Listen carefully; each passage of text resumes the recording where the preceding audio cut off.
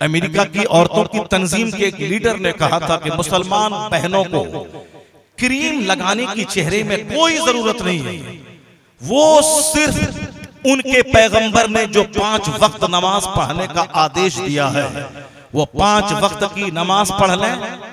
उससे पहले जो वुजू करती हैं जिसमें फेस वॉश हो जाता है वो वुजू करती रहें, सजदा थोड़ा सा लंबा कर दे, चूंकि सजदे की हालत में यह फेस नीचे होता है और यह हार्ट जो ब्लड सप्लाई करता है, इनपुट और आउटपुट करता है, यह हार्ट ऊपर हो जाता है। फुल मिकदार में चेहरे और सर की सारी रगों में ब्लड सर्कुलेशन हो जाता है। वो कहती हैं कि ये अगर यकीन नहीं आए तो लंबा सजदा करे और सलाम फेरने के बाद आईने में अपना चेहरा देखें, ये लंबा सजदा उसके चेहरे को हसीन बना देता है।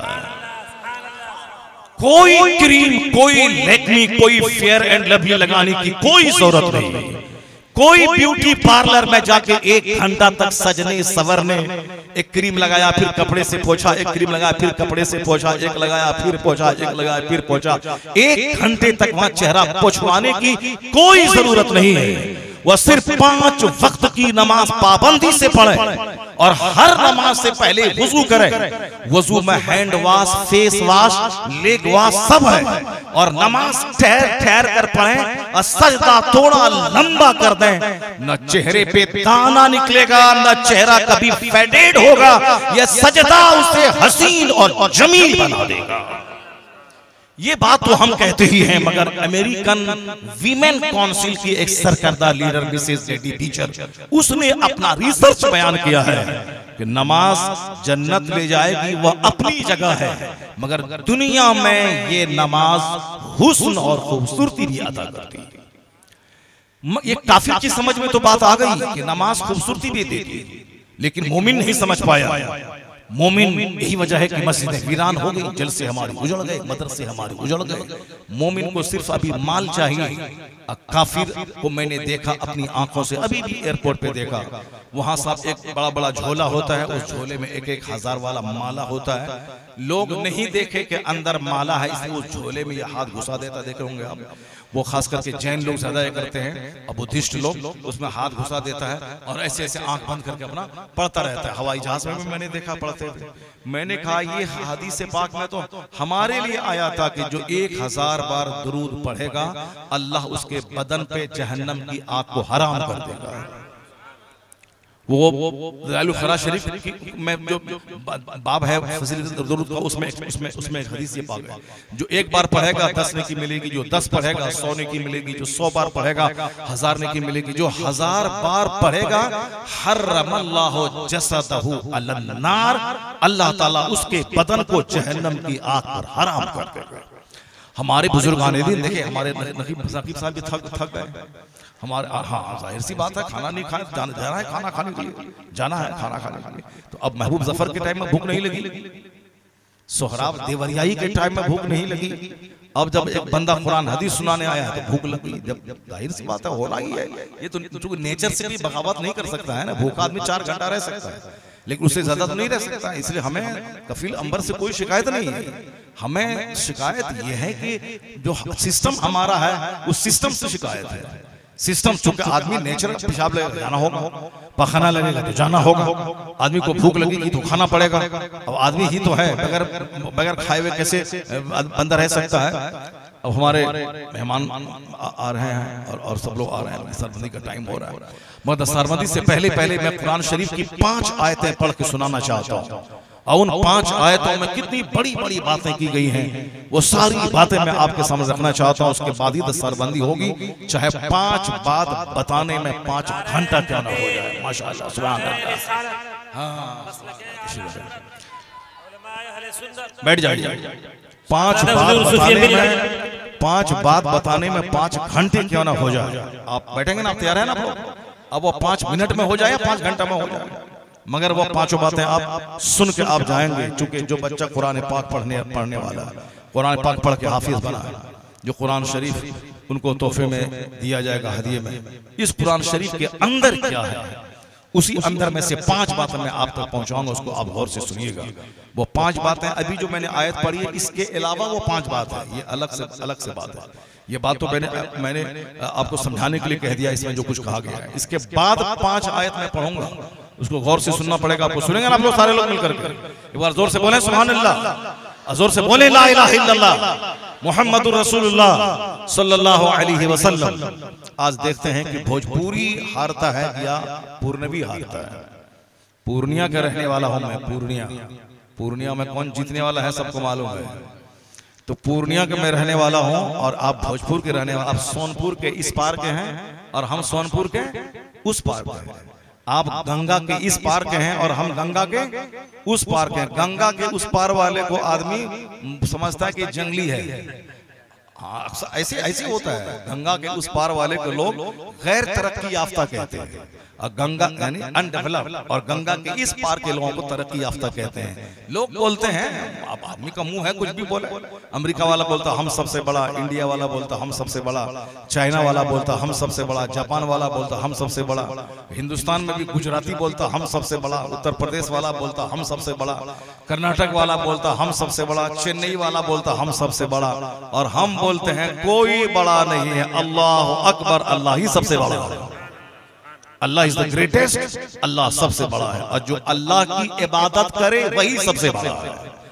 न कोई काला बड़ा है, न कोई गोरा बड़ा है, न कोई पठान बड़ा है, न कोई शेख बड़ा है, न कोई जुलाहा बड़ा है, न कोई नदाब बड़ा है। मेरा कुरान कहता है इन्ना अकरमकुम इंदल्लाहि अतकाकुम, the most respectable near Allah is one who is God fearing person। सबसे ज्यादा अल्लाह के नजदीक इज्जत वाला वो है जो जितना ज्यादा अल्लाह से डरने वाला। जरा जोर से बोले सुभान अल्लाह। कोई शेख और पठान, कोई नदाफ और जोलाहा बड़ा नहीं, जो अल्लाह की इबादत करे वही सबसे बड़ा है। जिसके दामन में गुनाह कम है वही सबसे बड़ा है। 1000 बार गुनाहों की कीचड़ में धंसने वाला, चाहे वो अमेरिका में पैदा हो, बेईमान जिसके पास ईमान नहीं है, चाहे वो मदीना में क्यों ना पैदा हो, वो हमारे नजदीक कोई वैल्यू उसका नहीं है। और हिंदुस्तान के भोजपुर के देहात में छतरपुरा में अगर कोई ईमान वाला हल जोतता है, वो ईमान भी है, नमाज भी उसके पास है, तो मदीना में पैदा होने वाले काफिर से करोड़ों गुना ये हिंदुस्तान का देहाती हल जोतने वाला अच्छा है। यही है इस्लाम, यही है इस्लाम। ऐसा नहीं कि कोई शहर में पैदा हुआ तो बहुत अच्छा है, देहात में पैदा हुआ तो वो हकीर है। आजकल देहात के बच्चे ही डीएम बन रहे हैं और शहर वाले अपना झाल बजा रहे हैं। अब साहब जितने भी मौलाना मौलवी हैं सब गरीब घर के बच्चे हैं, सब देहात के हैं, शहर के बहुत कम लोग पढ़ाते हैं। ये बगल में जहानाबाद है, बगल में अरवल है, पटना है। पटना शहर के कितने बच्चे पढ़ते हैं मदरसे में? अरवल टाउन के कितने बच्चे पढ़ते हैं मदरसे में? जहानाबाद शहर के कितने बच्चे पढ़ते हैं? बगल में औरंगाबाद है। अब सर्वे कर लें, पूरे शहर में 20 लाख की आबादी है, तो कितने बच्चे पढ़ते हैं? देहात में एक तरफ से एक 100 मौलाना मिलेगा आपको देहात में। लेकिन जिस दिन उस देहात में भी पैसा आ गया, माल आ गया, फॉर्च्यूनर दौड़ने लगा, फिर वहां भी लोग अपने बच्चों को मदरसे में पढ़ाना छोड़ देगा, क्योंकि माल नहीं है, इसीलिए बेसहारा है, मदरसे में डाल दो इसको। तो इसीलिए और लेकिन जब 10-20 साल के बाद जब देहात में भी खूब माल चला जाएगा, मदरसे में एक बच्चा नहीं मिलेगा पढ़ने वाला। तो अल्लाह करे कि लोग गरीब रहें ताकि आलिम पैदा होते रहे। सुभान अल्लाह। हदीस में आया है कि कुछ लोग मालदार हैं तो मोमिन हैं, जिस दिन वो गरीब बने काफिर हो जाए। कुछ लोग गरीब हैं मोमिन हैं, और जिस दिन वो मालदार बने काफिर हो जाए। अब कोई नहीं जानता कि गरीबी में ये मोमिन रहेगा या मालदारी में मोमिन रहेगा, कोई नहीं जानता। इसलिए हमारे बुजुर्गों ने कहा है, जब तुझको मालूम नहीं है कि कल व्हाट विल हैपन टुमारो, कल क्या होगा, कल क्या होने वाला है, तू अपने बारे में भी नहीं जानता कि मैं मालदारी में मोमिन रहूंगा या गरीबी में, तो बस सरे तस्लीम झुका दे रब के सामने और बोल इलाही मेरे लिए भलाई जिसमें है वो अता फरमा। अगर गरीबी में मेरा ईमान सलामत रहे, मालिक मुझे गरीबी दे के सब्र दे दे, और अगर मालदारी में ईमान सलामत रहे तो मालदारी देकर हमें तकवा की दौलत अता फरमा दे। इसीलिए बुजुर्गों ने कहा है कि राजी ब रज़ा रहना, खुदा की तकदीर पे राजी रह। और हुजूर फरमाते हैं, हजरत अबू हुरैरा रज़ियल्लाहु ताला अन्हु को नसीहत करते हुए जो 5 बातें आपने कही थी, उसमें से एक बात ये कही थी, अबू हुरैरा अल्लाह की तकसीम पे राजी हो जा, तू सबसे बड़ा मालदार हो जाएगा। अल्लाह ने तेरी तकदीर में जो लिख दिया, जितनी रोजी लिख दिया, ज्यादा हाथ पैर मत मारना, ज्यादा मालदार बनने की दुआ मत करना, बल्कि तकदीर पे राजी रह, तू सबसे बड़ा मालदार हो जाएगा।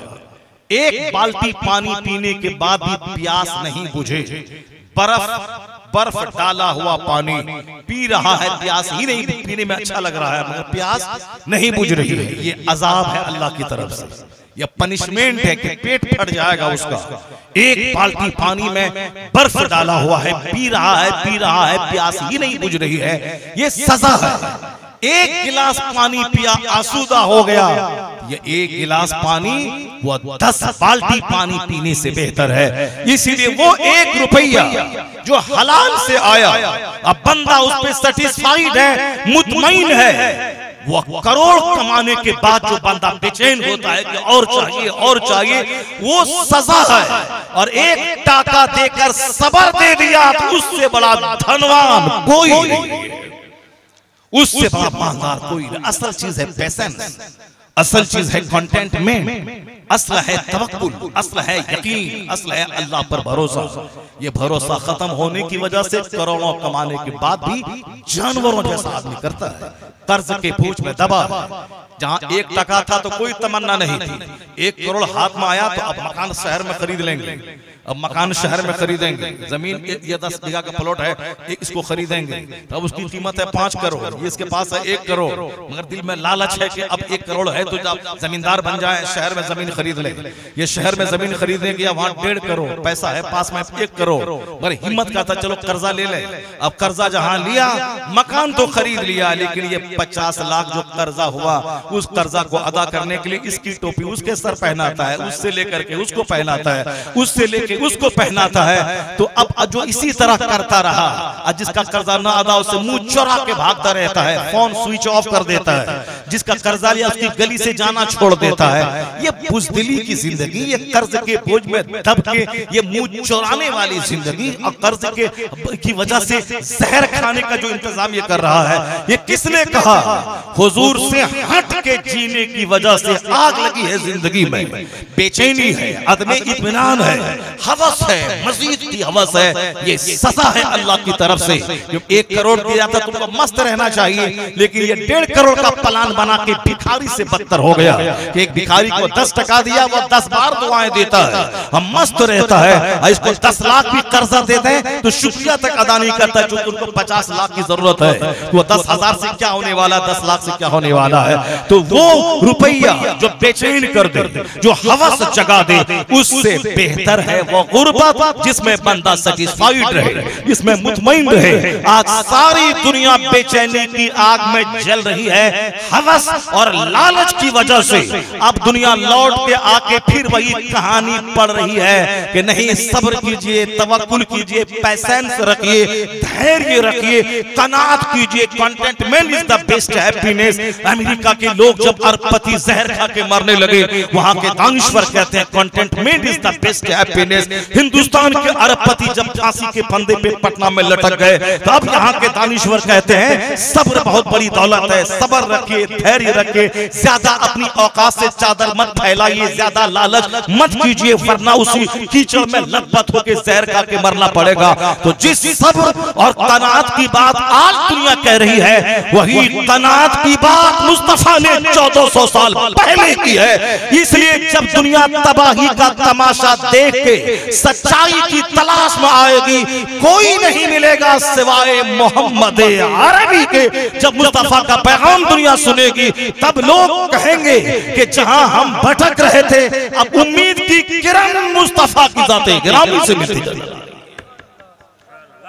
इसलिए न कोई वैज्ञानिक बड़ा है, न कोई प्रोफेसर बड़ा है, न कोई थिंकर बड़ा है, कोई बड़ा नहीं। आला हजरत की जबान में सबसे आला व औला हमारा नबी, सबसे बाला व वाला हमारा नबी। उस नबी मोहतरम से सच्ची मोहब्बत कीजिए, उस नबी मोहतरम की तालीमात को अपनी जिंदगी में नाफिज कीजिए।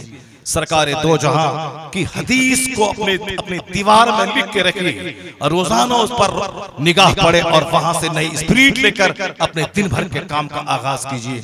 आज हमारे बच्चों को गांधी की बात याद है, अंबेडकर जी की बात याद है, आप साहब जॉर्ज बर्नार्ड शॉ की बात याद है, जॉर्ज वाशिंगटन की बात याद है, आइंस्टाइन की बात याद है, न्यूटन की बात याद है, William Wordsworth, Shakespeare, ST Coleridge की बात याद है, मगर याद अगर नहीं है तो मुस्तफा जाने रहमत की बात याद नहीं है। हमारे बच्चे फिजिक्स पढ़ रहे हैं, केमिस्ट्री पढ़ रहे हैं, बायोलॉजी पढ़ रहे हैं, मगर जिंदगी को रोशनी देने वाली जो हदीस है वो नहीं पढ़ रहे हैं। जरा गौर से सुनिए, सरकार दो जहां इस्लाम ने हमारे लिए क्या क्या नुस्खे अता फरमाए। 5 लाख अहादीस में से 5 हदीस इमाम आजम ने अपने बच्चों की नसीहत के लिए लिखा था कि मेरे लाल मेरे बेटे 5 लाख अहादीस के भंडार से तेरे लिए मैंने 5 हदीस चुनी है ताकि तेरी जिंदगी में रोशनी फैले। उस 5 में से एक हदीस पाक वो है जिसकी मैंने तिलावत आपके सामने की है, जिसको मैंने पढ़ के सुनाया।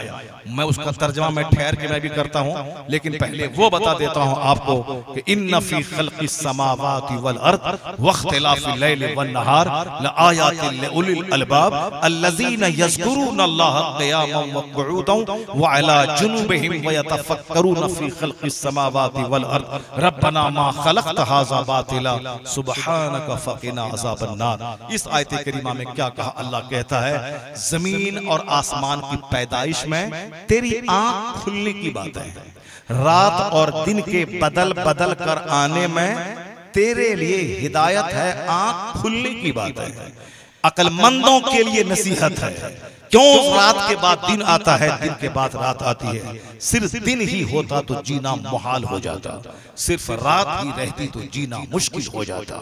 इसलिए अल्लाह ने रात के पीछे दिन, दिन के पीछे रात लाया ताकि हमारा जीना आसान हो जाए। दिन भर काम करें, रात भर आराम करें, और फिर आराम करने के बाद जब दोबारा सूरज निकले तो पिछले दिन की सारी थकावट को या 8 घंटे की नींद खत्म कर दे और दोबारा काम करने की एनर्जी ये नींद हमको दे दे। इसलिए तेरे लिए रात भी मुफीद है, तेरे लिए दिन भी मुफीद है। मैंने दिन और रात तेरे लिए बनाया है। आसमान ऊपर है, जमीन नीचे है। आसमान से पानी गिरता है, जमीन से फसल पैदा होती है, तो आसमान जमीन दोनों में एक गहरा रिलेशन है। पानी वहां रहता है, इसलिए अल्लाह फरमाता है वफिस समाई रिज़्क़ुकुम, आसमान में तेरी रोजी है। रोजी निकलती है जमीन से, मगर अल्लाह क्या कह रहा है? वफिस समाई रिज़्क़ुकुम, आसमान में तेरी रोजी है। क्या मतलब? आसमान में या समंदर का खारा पानी ऊपर अल्लाह ले जाता है और फिर एक प्रोसेस के जरिए उस पानी को मीठा करके वहां से जमीन पे गिराता है और फिर यह जमीन लहलहाती हुई फसल पैदा करती है। तो इसका गहरा कनेक्शन आसमान से है। इसलिए कहा गया कि तेरी रोजी आसमान में है। अगर आसमान से पानी ना गिरे तो समंदर, नदी, नाला, तालाब सब सूख जाए और न चापाकल में पानी आए, न कुएं में पानी आए, न तालाब में पानी आए। ये वही समंदर का नमकीन पानी है जो मीठा बन के आसमान से गिरता है, वही मेरे चापाकल हैंड पाइप में आता है, वही तालाब में जमा रहता है, वही बड़े बड़े डैम में जमा होता है और वही पानी जमीन के अंदर जाता है और फिर जमीन सरखेज होकर, जिंदा होकर मरी हुई जमीन दोबारा फसलें पैदा करती है। इसलिए अल्लाह कहता है कि आसमान और जमीन की पैदाइश में तेरे लिए आंख खुलने की बात है। आसमान भी तेरे लिए, जमीन भी तेरे लिए, रात भी तेरे लिए और दिन भी तेरे लिए। अगर तुमने गौर किया तो गौर करने वाला कौन होगा? अक्लमंद। जो बेवकूफ होगा वह सिर्फ खाएगा पिएगा, कपड़े का मुकाबला, जूते का मुकाबला, मकान का मुकाबला, गाड़ी का मुकाबला कि हमारी घड़ी ब्रांडेड राडो की घड़ी है, हमारे हाथ में टाइटन की कीमती घड़ी है, हमारे पाँव में फला घड़ी, फला जूता है, खादिम है तो बाटा है, तो रेड एंड चीफ है, तो वुडलैंड है। ये मुकाबला जूते का लोग कर रहे हैं, मुकाबला तो कपड़े का कर कर रहे हैं, मुकाबला मकान में लगे हुए टाइल्स मार्बल का कर रहे हैं। तो मैं कहता हूं ये मार्बल ब्रांडेड है, कीमती है, मगर तुम ब्रांडेड कब बनेगा? ये तेरा जूता वुडलैंड कंपनी का ब्रांडेड है, लेकिन तू ब्रांडेड कब बनेगा? ये हाथ में घड़ी राडो कंपनी की है, घड़ी ब्रांडेड है, मगर तू ब्रांडेड कब बनेगा? अगर कोई देहात का कलवा 2 लाख की घड़ी पहन ले तो वह गोरा नहीं हो जाएगा। अगर देहात का कोई बेवकूफ गंवार पागल वह 5 लाख का जूता पहन ले तो फिर वो अक्लमंद नहीं हो जाएगा। तो घड़ी अच्छी है तू अच्छा कब बनेगा? चप्पल अच्छी है तू अच्छा कब बनेगा? तो इस्लाम कहता है कि चप्पल जूते कपड़े का मुकाबला मत कर। तेरी अच्छाई तेरे अखलाक से जाहिर होती है, तेरे किरदार से जाहिर होती है। जिसका आचरण, जिसका स्वभाव, जिसका व्यवहार, जिसका बिहेवियर, जिसका कैरेक्टर जितना अच्छा होगा वही उतना सबसे बेस्ट आदमी होगा। मुस्तफा कहते हैं इन्ना मिन खियारिकुम अहसनुकुम अखलाका, the best among you are those whose character is the best. तुम में सबसे अच्छा आदमी वो है जिसका कंडक्ट, जिसका कैरेक्टर बेहतर है। तो हमारी बेहतरी घड़ी से नहीं है, हमारी बेहतरी अखलाक से है, अच्छाई से है, तकवा परहेजगारी से है।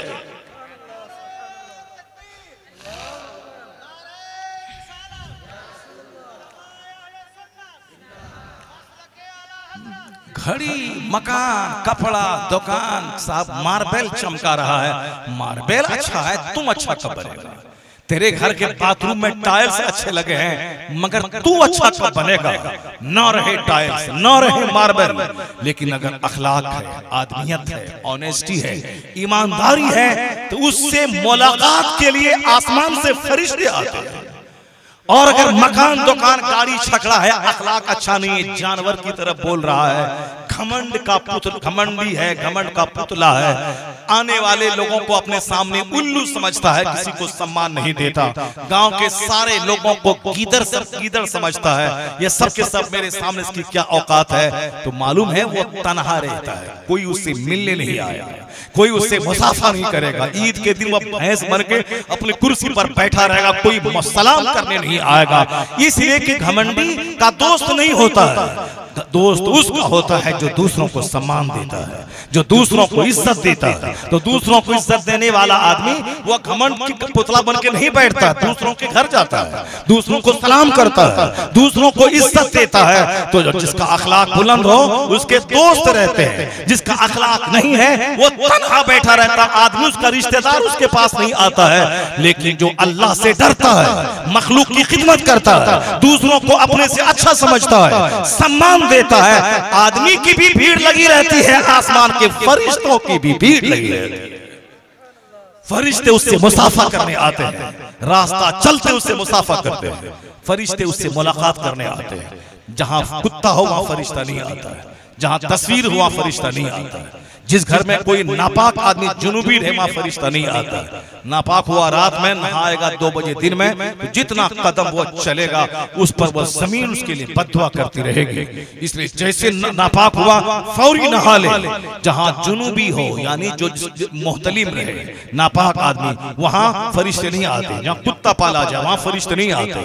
जहां तस्वीर जिस घर में हो, चाहे पीर साहब की तस्वीर ही घर में क्यों न लटके, वहां फरिश्ते नहीं आते, क्योंकि तस्वीर हराम है, तस्वीर खींचना हराम है। जहां तस्वीर हो, जहां साहब कुत्ता पाला जाए, जहां बेनमाजी हो, तो सारे लोग घर के सो गए, दिन निकल गया, फजर की नमाज कोई नहीं पढ़ा, उस घर से फरिश्ते नाराज होकर चले जाते हैं। फरिश्ते उस घर में आते हैं जहां नमाजी रहते हैं, जहां पाक लोग रहते हैं, जहां कुरान पाक की तिलावत करने वाले लोग रहते हैं। नहीं सुनी आपने हदीस कि एक सहाबी सुबह सवेरे सरकार के पास आके कहा, हुजूर मैं रात में कुरान पढ़ रहा था, अब मेरे सामने घोड़ा बंधा हुआ था, मैंने देखा घोड़ा उछल रहा है, कूद रहा है। मैं जब उनके सामने गया तो देखा कि वहां से लेके आसमान तक एक नूर का हाला है, नूर का एक नूर की एक किंदील लटक रही है, और मैंने देखा कि वो किंदील है। और फिर जब वो मैं कुरान शरीफ पढ़ने लगता तो घोड़ा उछलने लगता, जब मैं कुरान बंद कर देता जो घोड़ा खामोश हो जाता। तो आका ने फरमाया कि वह तुम क्या पढ़ रहे थे? कहा सरकार मैं सूरह कहफ की तिलावत कर रहा था, सूरह कहफ की तिलावत कर रहा था। हुजूर ने फरमाया अलैहिस्सलाम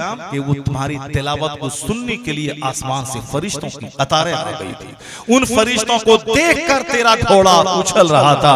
पता चला कि जहां तिलावत होती है वहां फरिश्तों की आमद होती है। उन फरिश्तों को आदमी न देखे देखे मगर जानवर देखता है। आदमी और जिन्नात के अलावा सारी मखलूक देखती है उन फरिश्तों को। जहां तिलावत होगी वहां फरिश्तों की आमद होगी। जहां रात भर इंस्टाग्राम चलेगा, जहां रात भर यूट्यूब पे गंदी तस्वीरें होंगी, जहां व्हाट्सएप पे गंदे गंदे पिक्चर और मनासिर होंगे, जहां आदमी को नमाज पढ़ने के लिए 10 मिनट का टाइम नहीं है मगर 10 घंटे बैठकर मोबाइल चलाने की फुर्सत है, अपने यारों, अपने दोस्तों, अपने गर्लफ्रेंड, अपने बॉयफ्रेंड से बात करने के लिए उसके पास रात के 10 घंटे, 8 घंटे, 6 घंटे मौजूद है। और इसके लिए 5 मिनट नमाज पढ़ना इनके लिए मुश्किल है, टाइम नहीं है। और 5-5 घंटे व्हाट्सएप पे चैटिंग करने के लिए उसके पास टाइम है। और कल जब सेहत खराब होती है, कल जब बच्चे खतरे में आते हैं, कल जब निगाह के सामने मौत नाचने लगती है, तब ये आमिर के पास दौड़ के जाता है, दुआ दे, तावीज दे, फला दे। अल्लाह की कसम 1 करोड़ तावीज गले में पहन ले, आम के पेड़ में डाल दे, आम के पेड़ से लीची नहीं पैदा होगी, आम के पेड़ से आम निकलेगा। गेहूं के खेत में 1 करोड़ तावीज डाल दे, वह गेहूं के खेत से गेहूं के बीज डालकर बासमती धान, वहां चावल वहां से नहीं निकलेगा। धान रोपने के बाद 1 करोड़ तावीज अपने 50 लाख पीरों से लाख इसमें लगा दे, वहां से मक्का और बाजरा और जौ की खेती नहीं होगी। जैसा दाना वैसी फसल, जैसा दरख्त वैसा फल। तो आप काम करो अल्लाह की नाराजगी का, और तावीज अल्लाह के सोचो कि अल्लाह ताला राजी हो जाए और काम मेरा बन जाए। नहीं होगा, नहीं होगा, नहीं बनेगा काम। जहां तस्वीर हो वहां खुदा के फरिश्ते नहीं आते हैं। रात रात भर चैटिंग, अपने घरों में हीरो की तस्वीर, अपने दादा की तस्वीर, अपने पीरों की तस्वीर से सजा दिया, और घर में कुत्ता पाला यहूदों नसारा की तरह। और जब कल खेल बिगड़ गया, सेहत बिगड़ गई, दौलत घट गई, आमदनी घट गई, नौकरी छूट गई, बच्चे की नौकरी खतरे में आ गई, दामाद बीमार पड़ गया, बेटी को कैंसर हो गया, उस वक्त ये नाचता है कहां से मिले, अजमेर जाएं, बगदाद जाएं, अरवल जाएं, कि बिहार शरीफ जाएं, किस मौलाना के पास जाएं, कौन तावीज दे दे। अल्लाह जब बंदे से नाराज होता है कोई तावीज काम नहीं करेगी।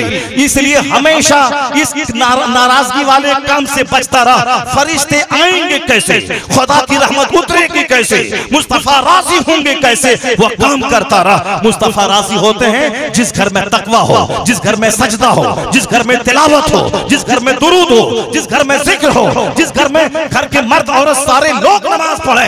जहां औरतें अलग से तिलावत करके रोए, मर्द अलग तिलावत करके रोए, अलग कोई जिक्रुल्लाह कर रहा हो, कोई दुरूद पढ़ रहा हो, वहां हाथ नहीं भी उठाएगा दुआ के लिए। यह तेरा जिक्र तुझे तबाही से बचा देगा, यह दुरूद तबाही से बचा लेगा। इसलिए डॉक्टर इकबाल कहते हैं कि हमेशा हाथ उठा के क्या होगा, खुद ही को कर बुलंद इतना कि हर तकदीर से पहले खुदा बंदे से कुछ पूछे, बता तेरी रज़ा क्या है।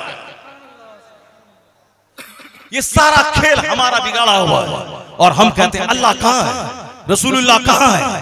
काम सारा का सारा हिंदुओं जैसा, सारा काम काफिरों जैसा, बाल बच्चों का फटा हुआ पैंट काफिरों जैसा, चारों तरफ से जोकर की तरफ बना हुआ हेयर स्टाइल काफिरों जैसा, शादी ब्याह में डांस काफिरों जैसा, जवान लड़कियों का बगैर दुपट्टा के चल के समाज के लड़कों को ज़िना की दावत देना काफिरों जैसा। और जब तमाशा बिगड़ता है, बेटी किसी काफिर के साथ भाग गई, पूरे समाज, पूरे हिंदुस्तान में थू थू मचने लगी, सारे लोग उनके माँ बाप खानदान को कोसने लगे। बेटा इंजीनियर डॉक्टर बनने के शौक में अहमदाबाद गया, उस बेटे को मैंने दीन नहीं सिखलाया, तो उसकी नजदीक नौकरी, खूबसूरती, पैसा, मकान, अहमदाबाद सिटी में घर, यही सबसे बड़ा एम ऑफ लाइफ है। उस एम ऑफ लाइफ को हासिल करने के लिए मकान भी खरीदता है, खूबसूरत लड़की को हासिल करने के लिए वो साथ प्यार मोहब्बत के खेल रचाता है। माँ छूटे, बाप छूटे, अपनी पैदाइशी जमीन छूटे, पर वो लड़की चाहिए। तो उन्होंने लड़की को ही जिंदगी का सबसे बड़ा मकसद बनाया, मकान को सबसे बड़ा मकसद बनाया। तो हमने बच्चे को कब बताया था कि आखिरत सबसे बड़ी चीज है, जन्नत सबसे बड़ी चीज है। यह दुनिया का 100 साल 1 सेकंड है, मरने के बाद का एक दिन 50,000 साल के बराबर है। असल इज्जत वहां की, असल राहत वहां की, असल नेमत वहां की। अल्लाह खुश हो, रसूल पाक राजी रहे, जन्नत मिल जाए। अगर दुनिया में डीएम भी बन गया तो 30 साल नौकरी करके टाका कमा के छोटा सा घर बनाएगा, फिर 70 साल के बुढ़ापे में मौत आएगी और कब्र में जाके उस खरबों साल वाली जिंदगी में दाखिल होगा जहां मौत मौत ही नहीं है। तो असल इज्जत वहां की, दुनिया में खुशहाल रहने के लिए मेहनत करना होगा, नौकरी करनी होगी ताकि यहाँ दूसरों के मोहताज न रहे। और खरबों साल की जन्नत पाने के लिए नमाज़े पंजगाना पढ़ना होगा, गुनाहों से बचना होगा ताकि दुनिया में भी बंदा खुश रहे, नौकरी मुलाजमत अच्छी तिजारत करने के बाद। और जब नमाज रोजा हज और ज़कात पास में है तो फिर मरने के बाद जन्नतुल फिरदौस इंतजार करेगी। अल्लाह ये नहीं चाहता कि तू भीख मंगा बन जा, सारी दुनिया के काफिरों के नजदीक तू सलील हो जा, तू रुस्वा हो जा, तू मेहनत मत कर, तू हाथ पांव तोड़ के बैठ जा, तू मास्टर मत बन, तू दारोगा मत बन, तू वकील मत बन, तू बैरिस्टर मत बन, तू डीएम मत बन, तू दुनिया में मत बन, सिर्फ मस्जिद में हाथ पैर तोड़ के बैठा रहा और दूसरों के सामने हाथ फैला के भीख मांग कि कौन सऊदी अरब से आएगा उसके सामने हाथ फैलाए, कौन बंबई से ठेकेदार आएगा उसके सामने हाथ फैलाए, इलाज कराने के लिए भीख मांगे, तो वक्त की रोटी के लिए भीख मांगे। जलील अल्लाह तुम्हें नहीं देखना चाहता। ये कानून ज़कात, कानून फितरा, ये कानून चर्म कुर्बानी, ये कानून इमदाद इंफाक फी सबीलिल्लाह, ये तुम्हें जिल्लत से बचाने के लिए है। और मेहनत मुशक्कत करने का आदेश दिया। नमाज मुकम्मल करने के बाद जमीन में फैल जाओ, मेहनत करो। ये दुनिया में जो जितनी ज्यादा मेहनतें करेगा वो उतना पाएगा। मेहनत तेरी हो और रहमत मका की हो। तू पहले घर से निकल, मेहनत कर, तू चल तो सही, जमीन खोद खोद उसमें दाना डाल। तू एक दाना डालेगा, हम उस सड़े हुए दाने से 1000 गेहूं का दाना अता कर देंगे। मगर पहले तुमको दाना डालना होगा, तुम्हें मेहनत करनी पड़ेगी। और कुरान ने हमें सिखाया, तुम बोल रब्बना आतीना फिद दुनिया हसना, ये दुआ अल्लाह ने सिखाई है, ये दुआ कुरान शरीफ में मौजूद है। अल्लाह चाहता कि मैं दुनिया में इज्जत के साथ रहूं, मैं दुनिया में राहत के साथ रहूं, मैं दुनिया में किसी का मोहताज न रहूं। इसीलिए अल्लाह ने कहा रब्बना आतीना फिद दुनिया हसना, ये दुआ करके इलाही मुझे दुनिया में भलाई अता फरमा और आखिरत में भी भलाई अता फरमा, मुझे जहन्नम की आग से बचा ले। जिस तरह दुनिया में भलाई हासिल करने के लिए हमें मेहनत करनी होगी, पढ़ना होगा, सिर्फ एक ही चीज लेके नहीं बैठना होगा, मैथ लेके नहीं बैठना होगा, मैथ भी पढ़ना होगा, फिजिक्स भी पढ़नी होगी, केमिस्ट्री भी पढ़नी होगी, बायोलॉजी भी पढ़नी होगी, जीके भी पढ़ना होगा, जीएस भी पढ़ना होगा, हिस्ट्री सिविल ज्योग्राफी भी पढ़ना होगा। और फिर नौकरी का कंपटीशन देने के लिए उस मुकाबले की दौड़ में जहां 16 लाख बच्चे हैं उसमें से 10 बच्चे चुनेंगे, 10,000 बच्चे चुनेंगे। तो इतनी इस भीड़ मुकाबला करने के लिए ताकत चाहिए, मेरी चाहिए, एबिलिटी चाहिए। तो हमें सिर्फ सोना नहीं होगा, रात में जाग कर 6-6 घंटे पढ़ना होगा, 24 घंटे में 15-15 घंटे स्टडी के लिए निकालना होगा। अच्छा मुकर्रिर बनने, अच्छा मुदर्रिस बनने, अच्छा हाफिज बनने, अच्छा मुहद्दिस बनने, अच्छा मुदर्रिस बनने, अच्छा मास्टर बनने, अच्छा टीचर बनने, अच्छा डीएम बनने के लिए मेहनत करनी होगी। तब दुनिया में सम्मान मिलेगा, इज्जत मिलेगी। तो अच्छा काश्तकार बनने, अच्छा बिजनेसमैन करने के लिए, अच्छा बिजनेसमैन बनने के लिए 16-16 घंटे टाइम देना होगा। तो दुनिया में तुम दुकान में बैठ, रोजी मैं दूंगा, अल्लाह कहता है। तुम खेत में दाना डाल, रोजी मैं दूंगा, मेहनत तू कर, कामयाबी मैं दूंगा। ये जो तू अजमेर जाके बैठ जाएगा कि बाबा डीएम बना दीजिए, बाबा प्रोफेसर बना दीजिए, बाबा मेरे बेटे को नौकरी दे दीजिए, नहीं होगा। इधर 18 घंटे पढ़ना होगा, उसके बाद जाके वहां भीख मांगनी होगी कि बाबा मेहनत मेरी है, 18 घंटे पढ़ता हो, अब हाथ उठा के आप दुआ कर दे। तो इधर से मेहनत चलेगी, आसमान से रहमत उतरेगी, कामयाबी कदम चूमेगी। आज दुनिया में जो क्रिश्चियन कामयाब है मेहनत की बुनियाद पर, अल्लाह की मदद उसके साथ नहीं है। जो दुनिया में यहूदी कामयाब है मेहनत की बुनियाद पर, अल्लाह की मदद उसके साथ नहीं है। जो हिंदुस्तान में मुशरिक कामयाब है वो मेहनत की बुनियाद पर, क्योंकि दुनिया में कोई काफिर भी आम का पेड़ लगाएगा तो आम का फल खाएगा। दुनिया में कोई काफिर जो अल्लाह पे यकीन नहीं रखता है वो अगर तालाब खोदेगा, उसमें मछली डालेगा तो फिर वह मछली खाएगा। इसका मतलब ये निकला कि अगर वह गाय पालेगा तो दूध खाएगा। तो चाहे मजहब से कोई ताल्लुक नहीं है, खेती बाड़ी का मजहब से कोई ताल्लुक नहीं है, मौत हयात का, काफिर भी मरेगा, मुत्तकी भी मरेगा, कुतुब भी मरेंगे, अब्दाल भी मरेंगे, मौलाना भी मरेंगे, पीर भी मरेंगे, मुरीद भी मरेगा, जाहिल भी मरेगा, आलिम भी मरेगा। मौत काफिर और मोमिन सबको आएगी, लेकिन मरने के बाद राहत सिर्फ मोमिन को मिलेगी जो अच्छे काम करेंगे, वरना आग काफिरों के लिए वहां है। तो मतलब ये निकला कि दुनिया में जो कामयाब है ये मुशरिक मेहनत की बुनियाद पर, उनके पास खुदा की रहमत नहीं है। लेकिन जिस दिन मुसलमान उनकी तरह मेहनत शुरू कर दे, इनका बच्चा बच्चा मेहनत करे, या सिर्फ रोना ना रोए तकदीर का कि हमारे मुकद्दर में मालदारी नहीं है, हमारे मुकद्दर में पढ़ाई लिखाई नहीं है, वह रोए नहीं, गम मत करे, ला तहज़न, गम मत कर, मेहनत कर, मुशक्कत कर, कमाई कर, कोदाल लेके निकल जा।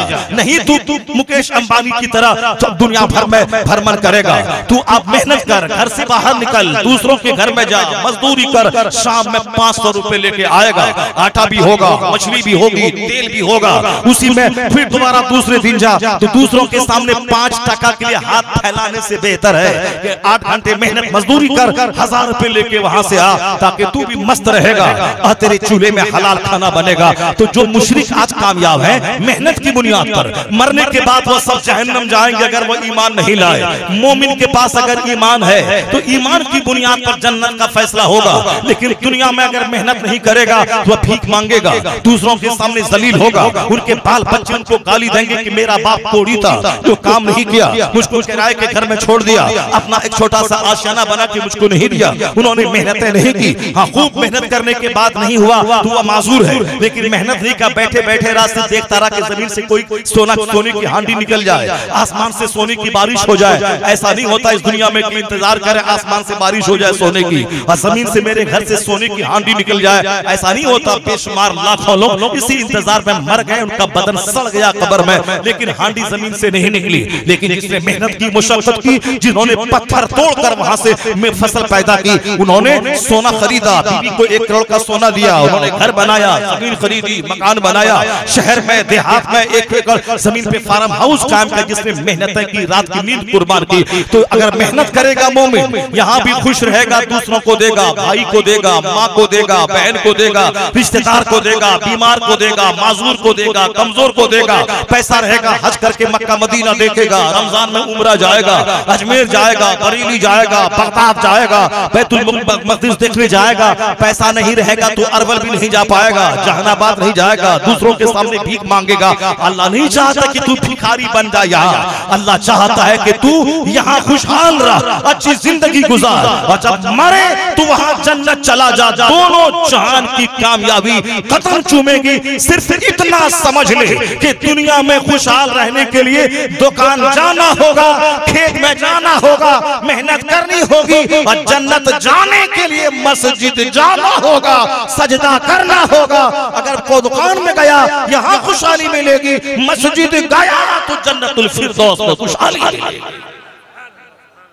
ये है इस्लाम, यही सिखाता है इस्लाम, और यही है कुरान का पैगाम, यही है हदीस का पैगाम। जितने लोग काम चोर, जितने लोग कोढ़ी, जितने लोग लालची हरीस, दूसरों की दौलत पे निगाहें टिकाने वाला, अपने ससुराल से भीख मांगने वाला, ताकि ईद में ससुर हमको कपड़ा दे दे, सारी जिंदगी भिखारी रहता है वो।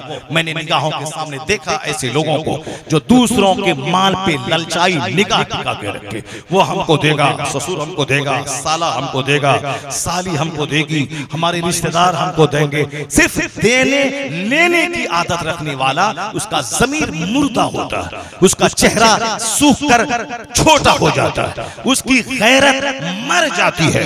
और जो देने की हिम्मत रखता है, अल्लाह मुझको दे, मेहनत मुशक्कत में कर रहा हूं, दे, मैं माँ को दूंगा, बाप को दूंगा, बहन को दूंगा, बहनोई को दूंगा, भांजा को दूंगा, भांजी को दूंगा, सास को दूंगा, ससुर को दूंगा, रिश्तेदार को दूंगा, पड़ोसी को दूंगा, मस्जिद में दूंगा, मदरसा में दूंगा, उलमा को दूंगा, हुफ़ाज़ को दूंगा, अइम्मा को दूंगा, जो दीन का काम करते हैं उनको मैं नजर न दूंगा, बंद मुट्ठी दूंगा। वह लोग गुजरात और बम्बई के जो हर जुमा के दिन 5-5 हजार रुपए इमाम को बंद मुट्ठी में देते हैं, मोहसिन को देते हैं, रमजान के दिनों में पूरे साल की तनख्वाह के बराबर उसे नजराने देते हैं। ऐसा नहीं कि उसका माल घट गया, वह दाने दाने को तरस गया। इन खर्चा करने वालों को मालूम है कि मैं जितना खुदा की राह में लुटाता हूं, उससे ज्यादा मेरा खुदा मुझको अता फरमाता है।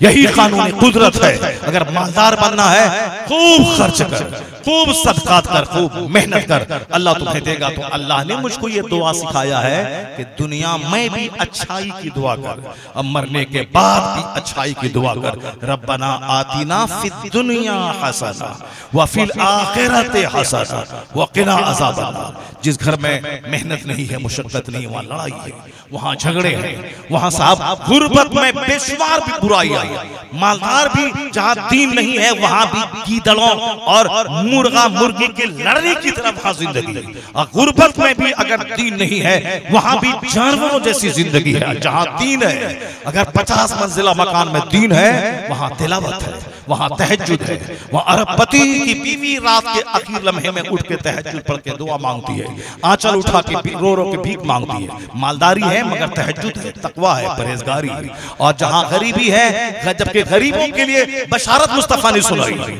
फतूबा लिल गुरबा, गरीबों के लिए बशारत हो कि गरीब मेरी उम्मत के मालदार के मुकाबले में 500 साल पहले जन्नत चले जाए।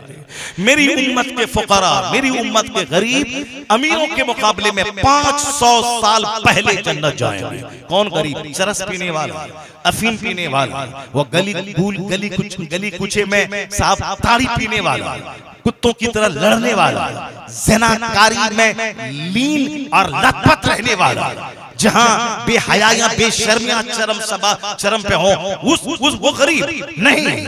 गरीब है, रोटी खा रहा है, सालन नहीं है, कपड़े में पैबंद है, किराए का घर है, मिट्टी का घर है, मगर वहां अल्लाह का खौफ है, गुनाह नहीं है, वहां शराब नहीं है, ज़िना नहीं है, बेपर्दगी नहीं है, हरामखोरी नहीं है। वहां पे क्या है? तकवा है, नमाज है। हज फर्ज नहीं उस पर, मगर नमाज फर्ज है। उस पर ज़कात फर्ज नहीं चूंकि माल नहीं है, उस पर नमाज फर्ज है। रमजान का रोजा फर्ज है, वह रोजा रखता है, नमाज पढ़ता है। रोजा नमाज में पैसा नहीं लगता है, 5 वक्त की नमाज पढ़ा, फिर काम पे निकल गया, फजर पढ़ा, काम पे निकल गया, 8 घंटे तक दुकान में खेत में काम करता रहा।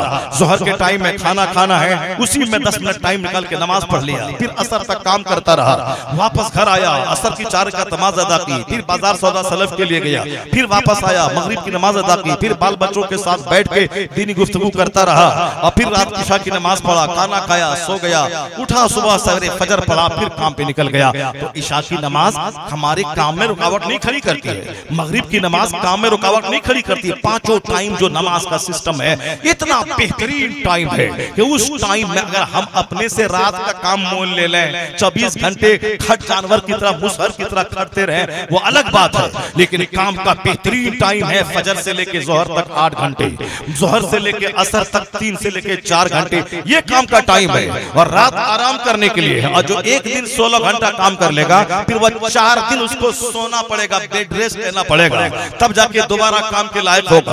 और जो 6 से लेके 8 घंटे तक काम करेगा, वह डेली काम करेगा। और जो एक दिन 20 घंटे काम कर लिया, उसको 4 दिन सोना पड़ेगा, तब उसके बाद जाके काम करने के लायक होगा। तो इस्लाम रिलीजन ऑफ नेचर का नाम है, मजहबे फितरत का नाम है, इस्लाम दीन फितरत का नाम है। नेचुरल सिस्टम का फल, नेचुरल सिस्टम से बगावत इस्लाम नहीं करता है। इसीलिए रात में कोई इशा के बाद से लेकर फजर तक कोई नमाज फर्ज नहीं है कि रात के 12 बजे उठ के नमाज पढ़ना है। तहज्जुद नफल है, ऑप्शनल है, पढ़ेगा तो वाह वाह, चेहरा हसीन होगा, मालदार होगा, सीना रोशन होगा, कब्र में रोशनी पैदा होगी। नहीं पढ़ेगा कोई गुनाह भी नहीं होगा, गुनाह नहीं है। मगर इशा छोड़ेगा तो हराम और गुनाह है कबीरा है, फजर छोड़ेगा तो हराम और गुनाह है कबीरा है, बड़ा गुनाह। जैसे शराब पीना हराम, ज़िना करना हराम, झूठ बोलना हराम, सूद खाना हराम, उसी तरह नमाज से पंज गाना छोड़ना हराम है, बड़ा गुनाह है। छोटा गुनाह नहीं, बड़ा गुनाह, बड़ा गुनाह, बड़ा गुनाह है, गुनाह है कबीरा जिसे कहते हैं।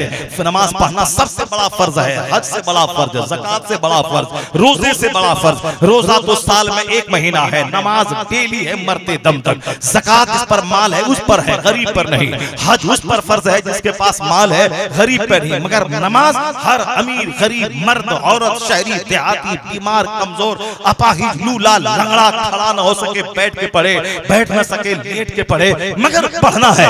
किसी हालत में नमाज माफ नहीं। पता नहीं किस डाइन की, किस कातिल की नजर मुस्लिम समाज को लग गई कि जिस नमाज के बारे में कुरान करीम में सैकड़ों जगहों पे नमाज की ताकीद आई है, जिस हदीस पाक में हजारों जगहों पे नमाज की ताकीद आई है, अब वो कौम जो कुरान हदीस पर ईमान लाती है, उसके बावजूद उसकी मस्जिदें उजड़ी हुई हैं, मस्जिदें वीरान हैं। जैसे कि ऑप्शनल चीज हो, जैसे बताशा पर फातिहा दिलवा दिया, लुकुमदाना पे दिलवा दिया। बताशे की कीमत है 10 रुपए और भीख मांग रहे मजार पे 50 करोड़ रुपए की भीख। 10 रुपए का बताशा लेके 50 करोड़ की मुराद मांग रहे हैं। साहब 10 करोड़ का जुमा के दिन लुकुमदाना शकरपाला लेके बैठे हैं और 10 करोड़ की मुरादें मांग रहे हैं। यानी ये जन्नत मांग रहा है। और हफ्ता दिन 2 रोटी हासिल करने के लिए 30 साल तक बच्चे को पढ़ाया और 30 साल बच्चा नौकरी की, ये 2 रोटी कमाने के लिए फिर 70 साल का बूढ़ा हुआ मर गया। तो दुनिया की 2 रोटी के लिए 30 साल तक पढ़ता रहा, 30 साल घर से बेघर होकर नौकरी करता रहा। और जहां खरबों साल रहे ना, वहां की जन्नत पाने के लिए,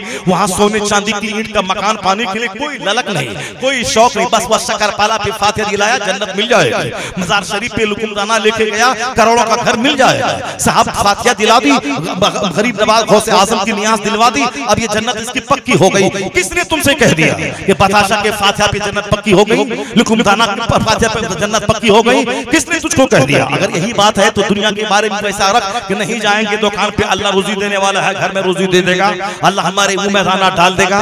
तुम बोलता नहीं नहीं अल्लाह देने वाला है, मगर खेत तो जाना होगा, बाजार तो जाना होगा, ऐसे मुंह में नहीं आ जाएगा, आसमान से दाना नहीं गिर जाएगा। इसका मतलब ये कितना बड़ा अक्लमंद है, दुनिया के बारे में सीरियस है कि रोजी देने वाला अल्लाह है, मगर मेहनत मुझको करनी पड़ेगी। यही फॉर्मूला जन्नत और आखिरत के बारे में अपनाना होगा। जन्नत देने वाला अल्लाह है, गुनाह माफ करने वाला अल्लाह है, मगर जिस तरह दुनिया में रोजी देने वाला अल्लाह है, अब मुझे मेहनत करनी होगी, खेत करना होगा, दुकान जाना होगा, 30 साल पढ़ना होगा, फेस कंपटीशन करना पड़ेगा, फिर नौकरी करनी होगी, तब रोजी मिलेगी हमें इस जरिए से। उसी तरह ये बात दिमाग में सेट करना होगा कि जिंदगी में हज करना होगा जन्नत के लिए, रोजा रखना होगा जन्नत के लिए, कुर्बानी करनी होगी जन्नत के लिए, सदका फित्र निकालना होगा जन्नत के लिए। अगर ये ज़कात फर्ज है तो देना होगा, नहीं तो नहीं। रोजा और हज फर्ज है तो करना होगा, नहीं तो नहीं। मगर नमाज तो फर्ज है सब पर, ये तो पढ़ना ही पड़ेगा। मर्द भी पढ़े, औरत भी पढ़े, और जमात के साथ मर्द पढ़े, औरत अपने घर में पढ़े, क्योंकि औरत का जमात के साथ मस्जिद में नमाज पढ़ने से बेहतर है तन्हा घर में पढ़े। जुमा उस पर फर्ज नहीं है, क्योंकि पर्दा उस पर फर्ज है, उसका पर्दे में रहना जरूरी है, वरना जुमा के लिए नहीं ना निकले, वह ज़ोहर पढ़े, जुमा का सवाब मिल जाएगा, क्योंकि उसका पर्दे में रहना जुमा पढ़ने से बेहतर है। क्योंकि ये पर्दे की चीज है, ये छुपाने की चीज है, ये हीरे जवाहरात की मानिंद है। तो हीरे जवाहरात को सड़कों पे फेंका नहीं जाता है, ये गुलाब की मानिंद है, इस गुलाब को पांव के नीचे मसला नहीं जाता है। वरना आज हम चीखते हैं, चिल्लाते हैं तो नमाज पढ़ो, मगर वहां नहीं पढ़ते। लेकिन अगर औरतें मस्जिद में जाकर के जुम्मा पढ़ने लगे, ईदें पढ़ने लगे, नमाज़े पंजगाना बाजमात मर्दों के साथ पढ़ने लगे, ये जो गली कूचे का छोकरा, ये जो हड्डी की तरह कुत्ते जो हड्डी नजर जो हड्डी पे रहती है, उसी तरह दूसरों की बहू बेटी पे बुरी निगाह डालने वाला ये जो गांव समाज के छोकरे होते हैं, इनकी भीड़ मस्जिद में लग जाएगी। बिला तकरीर मस्जिद में भीड़ होगी, बिला तकरीर रात के 4 बजे मस्जिद आ जाएंगे, क्योंकि उनके नफ्स की खुराक वहां होगी, नफ्स की ग़िज़ा वहां होगी। जिस तरह हिंदुओं के मंदिर में मर्द कम औरतें ज्यादा रहती है, तो फिर मंदिरों में क्या तमाशा है सबको मालूम है। जिस तरह दरगाहों पे मज़ारात के नाम पे औरतों की भीड़ होती है, मर्द कम औरतें ज्यादा रहती है, तो वाली और मज़ारात की हाजिरी के नाम पे क्या ड्रामा होता है, कितनी औरतों को लेके भागा जाता है, क्या पिकनिक पॉइंट होता है, वह हिंदुआना रस्म रिवाज यहाँ मनाया जाता है। जबकि गौसे आज़म ने मना किया है कि मज़ारात पे औरतों की हाजिरी न हो, अब औरतें न जाए, वरना उस पर अल्लाह की लानत, उस पर अल्लाह के फरिश्तों की लानत, ये हमारे बुजुर्गों ने बताया है। मगर हमने कहां से कौन सा जवाज का फतवा निकाल लिया कि हमने औरतों को मज़ारात पे हाजिरी के लिए दिया, जबकि थोड़ा सा ब्रेन लगा के सोचता कि जुमा उस पर फर्ज नहीं है, पर्दे की वजह से उस पर ईदैन वाजिब नहीं है, सिर्फ पर्दे की वजह से जमात हम पर वाजिब है। हम अगर आदतन जमात छोड़ दें तो हमारी नमाज घर में नहीं होगी, इसलिए कि जमात से नमाज पढ़ना वाजिब है। और वाजिब का छोड़ने वाला फासिक मरदूदु शहादा है, उसकी कोई गवाही कबूल इस्लाम में नहीं होगी। आदतन जो जमात छोड़ता हो, आदतन जो जमात छोड़ता हो, मगर औरतों पे जमात वाजिब नहीं है, उस पर जुमा फर्ज नहीं, चूंकि उस पर पर्दा फर्ज है। वो अपने घर में नमाज पढ़े, आंगन में बेहतर, आंगन से बेहतर है दालान में पढ़े, दालान से बेहतर है घर के अंदर पढ़े, घर में बीच घर में पढ़ने से बेहतर है कोने में पढ़े। अगर बारीक दुपट्टा ओढ़ के नमाज पढ़ी नहीं होगी, ऐसा गहरा दुपट्टा, तवीज दुपट्टा जिसमें बाल की स्याही की रंगत बाहर से न झलके, पर्दा फर्ज है। तो जिस पर मस्जिद जाना जरूरी नहीं है तो मजार पे जाना जरूरी कैसे हो गया? जिस पर ईदैन की नमाज वाजिब नहीं हुई ताकि वह घर में रहे, ईदैन की नमाज घर में नहीं होती, जमात से होती है, तो उस पर ईदैन की नमाज वाजिब ना हुई, तो फिर मजार पे जाने का परमिशन किसने दे दिया? मेला में जाने का परमिशन किसने दे दिया? सारा तमाशा जब बिगड़ गया, औरतें हाथ से निकलने लगी, जब वहां पिकनिक का पॉइंट बन गया और वहां लड़का लड़की के भागने भगाने का अड्डा बन गया, अब कहते हैं साहब ये तो बहुत बुरा हो गया, ये तो बहुत बुरा हो गया। तो कहा था किसने? गरीब नवाज ने कहा था अड्डा बनाओ, गौसे आजम ने कहा था उसे अड्डा बनाओ, आला हजरत ने तो कहा था कि मजार से 4 हाथ दूरी पे रहना, मज़ारे पाक पे चादर डालने को रस्म रिवाज मत बनाना। जिस तरह काबा पे चादर पड़ी है उसी तरह अल्लाह के वली की कब्र पे एक चादर पड़ी रहे, उस वक्त तक दूसरी चादर न डाली जाए जब तक कि वह चादर पुरानी और बोसीदा ना हो जाए, ताकि आम कब्रों से अल्लाह के वली की कब्र मुमताज हो जाए। इसी फर्क को पैदा करने के लिए एक चादर पड़ी रहे। यहाँ तो हमने चादर चढ़ाने को एक रस्म बना दिया, न नमाज है, न रोजा है, न ज़कात है, न हज है, न बुराई से बचना है, न फराइज़ व वाजिबात पे अमल है, हराम और गुनाह कबीरा का इर्तिकाब है, और वहाँ चादरों की बाढ़ लगी हुई है। किसने कहा फर्ज छोड़ करके अखाड़ा आबाद करना? किसने कहा फर्ज नमाज छोड़ के इमाम बाड़ा आबाद करना? किसने कहा कि फर्ज ज़कात छोड़ करके 10 रुपए की बताशा पे फातिहा दिला के जन्नत की उम्मीद रखना? ये वो शक्ल है जो लोगों ने शरीयत की बिगाड़ दी है, और तरीकत और झूठी मारिफत के नाम पे लोगों ने नफ्स की गुलामी, शैतान की पैरवी शुरू की है। वो तो कहिए कि बर वक्त अल्लाह ने आज से 100 साल पहले आला हजरत को बरेली की सरजमीन में पैदा किया, वरना ये बाबा, ये काला बाबा, ये पीला बाबा, ये हरा बाबा कोई पंजा लेके बैठा है, कोई साहब मसनूई मजार बना के बैठा है, कोई फर्जी कब्र बना के बैठा है जाके चंद रुपए कमाए जाए। ये मौलवी के खिलाफ, मुल्ला के खिलाफ, कुरान हदीस पाक की तालीम देने वालों के खिलाफ बोलता था। वो तो कहिए कि आला हजरत पैदा हुए, उन्होंने इल्म दीन की फजीलत पे लिखा, आलिमों की फजीलत पे लिखा, उन्होंने नमाज की फजीलत पे हदीस और कुरान का मवाद कौम के सामने पेश किया। और शुक्र है अल्लाह का, ये आलिमों की ग़ीबत करने वाला, मदरसे के खिलाफ बोलने वाला, ये अखाड़ा लेके नाचने वाला, आज उसकी कोई गिनती नहीं है। वह 2 रोटी खाता चंद जाहिलों को उल्लू बनाता है, मगर आज मदरसा जिंदा है, मंजर इस्लाम जिंदा है, मजहर इस्लाम जिंदा है, गरीब नवाज जिंदा है, अलीमिया जिंदा है, बंबई के हजारों मदारिस जिंदा है, आज मस्जिदें आबाद हैं, इमामत जिंदा है, मौज़ून का काम जिंदा है, जुमा का खिताब जिंदा है, दस्तारबंदी के जलसे जिंदा है, ये मकतब जिंदा है, फतवा जिंदा है, फतवा की धमक जिंदा है। तो एहसान इस सदी में इमाम अहमद रज़ा का फाज़िले बरेलवी का है कि इल्म जिंदा है, उलमा का वकार जिंदा है।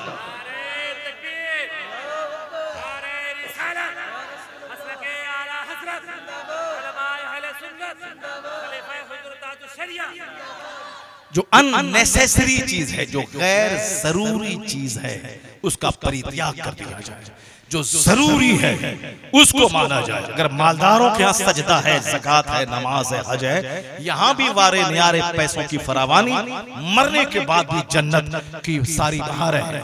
अगर गरीब अगर ये सिर्फ नमाज पढ़े, रोजा रखे, चूंकि ज़कात का हिसाब ही इसके पास नहीं है, हज का हिसाब ही इसको नहीं देना, सदक़े फित्र का हिसाब ही गरीब को नहीं देना, कुर्बानी का बकरा मोटा है कि दुबला है कि पतला है, इसका कोई हिसाब ही नहीं देना, कुर्बानी इस पर वाजिब नहीं है।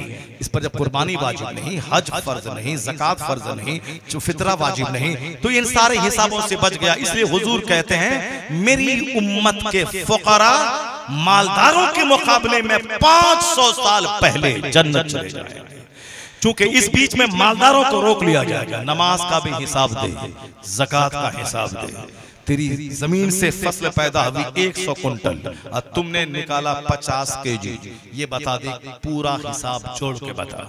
तेरे पास 1 करोड़ रुपए थे, तुमने निकाला 50,000 रुपए ज़कात के, बोला 50,000 निकाल दिया, जबकि यहाँ तुमको 1 करोड़ में 2.5 लाख निकालना है, 40वां हिस्सा उसका निकालना है, लेकिन तुमने 50,000 निकाल के सोचा मैंने बहुत निकाल दिया। तो जिंदगी में जितने पैसे कमाए सबका हिसाब देने में लगेंगे। अमीर, कुर्बानी किस तरह करनी चाहिए, तुमने किस तरह क्या नियत क्या रही, हिसाब देने में लगेंगे। अमीर, सारी जिंदगी के माल का हिसाब, हज फर्ज हुआ था 15 साल पहले, ये इस मकान के बाद, उस मॉल के बाद, इस बेटी की शादी के बाद, उस बेटे की नौकरी के बाद, तब करेंगे करेंगे करेंगे। फर्ज हुआ था 20 साल पहले, ये हज किया 25 साल के बाद, ये 25 साल लगातार गुनाह कबीरा, बड़ा मेजर सिन, बड़ा गुनाह होता रहा, उसके बारे में हिसाब देना इसको होगा। डिले तुमने क्यों किया? फर्ज हुआ था 25 साल पहले, 25 साल के बाद क्यों किया? हिसाब देने में अमीर लगा रहेगा, ज़कात का, कुर्बानी का, फितरा का, हज का हिसाब देने में ये लगा रहेगा। गरीब के पास न ज़कात फर्ज है, न हज फर्ज है, न कुर्बानी वाजिब है, न सदक़े फित्र वाजिब है, न गरीब बीमारों का इलाज उस पर वाजिब जरूरी है, बस नमाज रोजा का हिसाब दिया, सीधे जन्नत चला गया। इस बीच में 500 साल अमीरों के हिसाब देने में लग गए। तो वह माल किस काम का जिस माल को छोड़ के मैं गया, अब 500 साल हिसाब देना पड़े।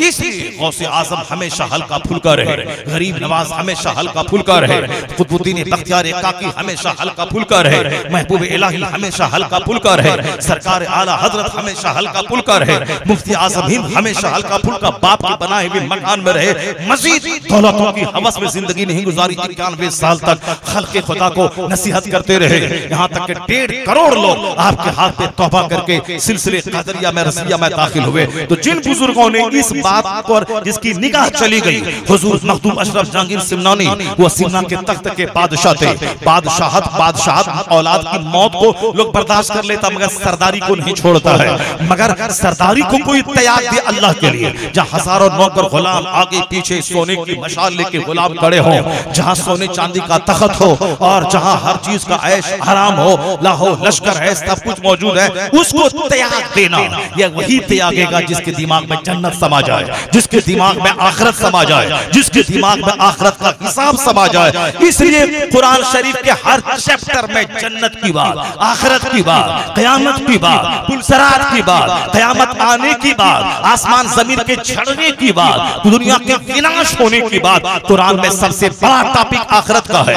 और आज मेरे घर में सबसे छोटा टॉपिक, यानी जो साल में एक दिन भी नहीं बोला जाता है, वो आखिरत का है। ना औरतें बोलती हैं ना मर्द बोलता है। सिर्फ इंजीनियर बनना है, कमाना है, खाना है, मर जाना है, डॉक्टर बनना है, कमाना है, खाना है, मर जाना है। फला आदमी बंबई गया, फैक्ट्री डाला, 10 फैक्ट्री डाला, 10 मकान बनाया, उसके बाद मर गया। सिर्फ फैक्ट्री की बात, इंजीनियरिंग की बात, मेडिकल निकालने की बात, जेईई निकालने की बात, सिर्फ नीट निकालने की बात, यूपीएससी बीपीएससी निकालने की बात, यही बात है।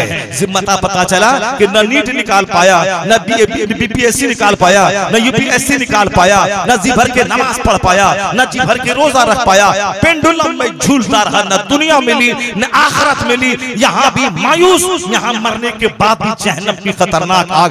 कम से कम इतना तो हो, जो बच्चे मदरसे में पढ़ के हाफिज़ कुरान बन गए, इतना तो है, मस्जिद में नमाज पढ़ाएगा, रोजा रखेगा, बड़े बड़े गुनाहों से बचेगा, सुन्नत को नहीं मुंडाएगा, दुनिया नहीं मिली, कम से कम जन्नत तो सलामत है। इसलिए वो कामयाब नहीं जो बच्चों को डॉक्टर इंजीनियर बनाया। अगर वहां दीन है तो ठीक है कि दीन के साथ दुनिया है, अगर दीन नहीं है वो खसारे में है, वो घाटे में है। अगर यहाँ दुनिया भी मिल गई और दीन भी मिल गया तब तो वारे न्यारे है। अगर दुनिया नहीं मिली, ऐसा नहीं है कि जो दीन का काम करता है वो खसारे में रहता है। सरकार ताजुश्शरिया के कमोबेश 10 करोड़ मुरीद थे, कभी अमेरिका में, कभी हॉलैंड में, कभी ऑस्ट्रेलिया में, कभी जापान में, कभी श्रीलंका में। हिंदुस्तान का प्रधानमंत्री उतना हवाई जहाज से न चला होगा जितना सरकार ताजुश्शरिया चला करते थे। और आज 95 साल की उम्र में मुहद्दिस कबीर 18 साल के जवान की तरह वो खड़े होकर 1.5 घंटा किताब 95 साल की उम्र में करते हैं। या इल्मे हदीस, इल्मे दिन की खिदमत का इनाम अल्लाह ने दिया है। जितना सफर दुनिया का उसने किया है उतना कोई चीफ मिनिस्टर, कोई मंत्री न क्या होगा। इन बुजुर्गों का गुलाम ये फकीर है जो दीन की तबलीग के सिलसिले में, दीन की वाज़ व नसीहत के सिलसिले में उतना हवाई जहाज पे चला होगा जितना न कोई विधायक चला होगा, न कोई संसद चला चला होगा, न कोई मामूली छोटा सा मंत्री चला होगा। यह दीन की खिदमत का नाम है। हमारे बेशुमार उलमा अइम्मा बर्तानिया में है, फ्रांस में, हॉलैंड में है, 5 स्टार होटल में रहते हैं, हवाई जहाज से भ्रमण करते हैं, 10-20 लाख की और 50 लाख की कार पे चल के अपने हुजरे से इमामत करने, मस्जिद में 5 वक्त नमाज पढ़ाने जाते हैं। तो जो दीन का काम करेगा, दुनिया भी मिल गई, जन्नत भी हाथ में है, सजदा भी है, नमाज भी है, रोजा भी है, हज भी है, इनाम में 10-20 उम्रा भी है। ये फारे न्यारे, 1 लाख डॉक्टर से बेहतर इनकी जिंदगी, 1 लाख इंजीनियर से बेहतर इनकी जिंदगी। अगर खुदा न खास्ता नहीं अमेरिका में नौकरी मिली, नहीं हवाई जहाज से चला, गांव देहात की मस्जिद में रख के 10,000 कमाया, कम से कम नमाज तो सलामत है, रोजा तो सलामत है, कम से कम दीनदारी तो सलामत है, तिलावत तो सलामत है। और मेरे पैगंबर ने कहा है फजर की 2 रकात नमाज दुनिया और दुनिया में जो कुछ है उससे बेहतर है। इराक की बादशाह से बेहतर है फजर की नमाज, दुनिया भर की बादशाह से बेहतर है फजर की नमाज। और फजर की नमाज सलामत है, सारा गांव सोया है मगर ये उठ के अजान देते हैं, नमाज पढ़ते हैं, 2-4 लोग नमाज पढ़ाते हैं। अगर दीनदारी सलामत है तो इससे बड़ा धनवान कोई नहीं है कि दीन सलामत है, जन्नत सलामत है और दुनिया में इज्जत सलामत है। इसलिए हुजूर ने कहा खैरुकुम मन तअल्लमल कुरान व अल्लमा, the best among you is one who learns Quran and teach it to other. तुम में सबसे अच्छा वो है जो कुरान पढ़ता है और दूसरों को पढ़ाता है। सबसे अच्छा, इंजीनियर से अच्छा, डॉक्टर से अच्छा, प्रोफेसर से अच्छा, बैरिस्टर से अच्छा, लॉयर से अच्छा। तो जिस मदरसे में भले ही टूटी चप्पल पहने, सूखी दाल खाए, सूखी रोटी खाए, पतली दाल खाए, मगर वहां कुरान पढ़ाया जाता है, हदीस पढ़ाया जाता है। इस हदीस की रोशनी में यूनिवर्सिटी से बेहतर है वह मदरसा जहां कुरान सिखाया जाता है, कॉलेज से बेहतर है वह मदरसा जहां कुरान पाक की तालीम दी जाती है। मुस्तफा सच्चे, मुस्तफा की बात सच्ची। इन मदरसों में अगर अरबपति बनने का फॉर्मूला नहीं है तो जन्नती बनने का फॉर्मूला सलामत है। अगर जन्नत मिल गई तो समझो वही कामयाब है, वही बाबराद हो गया, उससे बेहतर कोई नहीं है। खैरुकुम मन तअल्लमल कुरान व अल्लमा, द बेस्ट अमंग यू, तुम में सबसे बेहतर वह है जो कुरान सीखे और सिखाए। क्योंकि अब घर में आखिरत की बात ही खत्म हो गई, घर में सिर्फ दुनिया की बात, कारोबार की बात, पैसे की बात। अब जरा गौर से सुनिए मेरी बात। मैं जो कहा था आपसे, ये जमीन, ये आसमान, ये सूरज, ये चांद सितारे सब मेरे लिए, सेब, संतरा, अनार सब मेरे लिए। कभी बैठ के गौर कीजिए कि मैं किसके लिए, मैं किसके लिए। तो आवाज आएगी सारी नेमत तुम्हारे लिए, सेब, संतरा, आम सब तुम खाओ, आसमान के तारों से अपनी आंखों को जिला और नूर बख्शो, रात की नींद से अपने बदन को बीमारी से बचाओ, सेब खाओ, संतरा खाओ, पसीना निकले गर्मी में तो 1 गिलास आम का जूस पी ले, जो राजाओं, महाराजाओं, बादशाहों की ग़िज़ा है, जिससे बदन में कैल्शियम पैदा होगा, बदन में फौरी जो एनर्जी घटी है वो वापस आ जाएगी। ये जबरदस्त गिफ्ट है तुम्हारे लिए, ये सारी नेमत तुम्हारे लिए।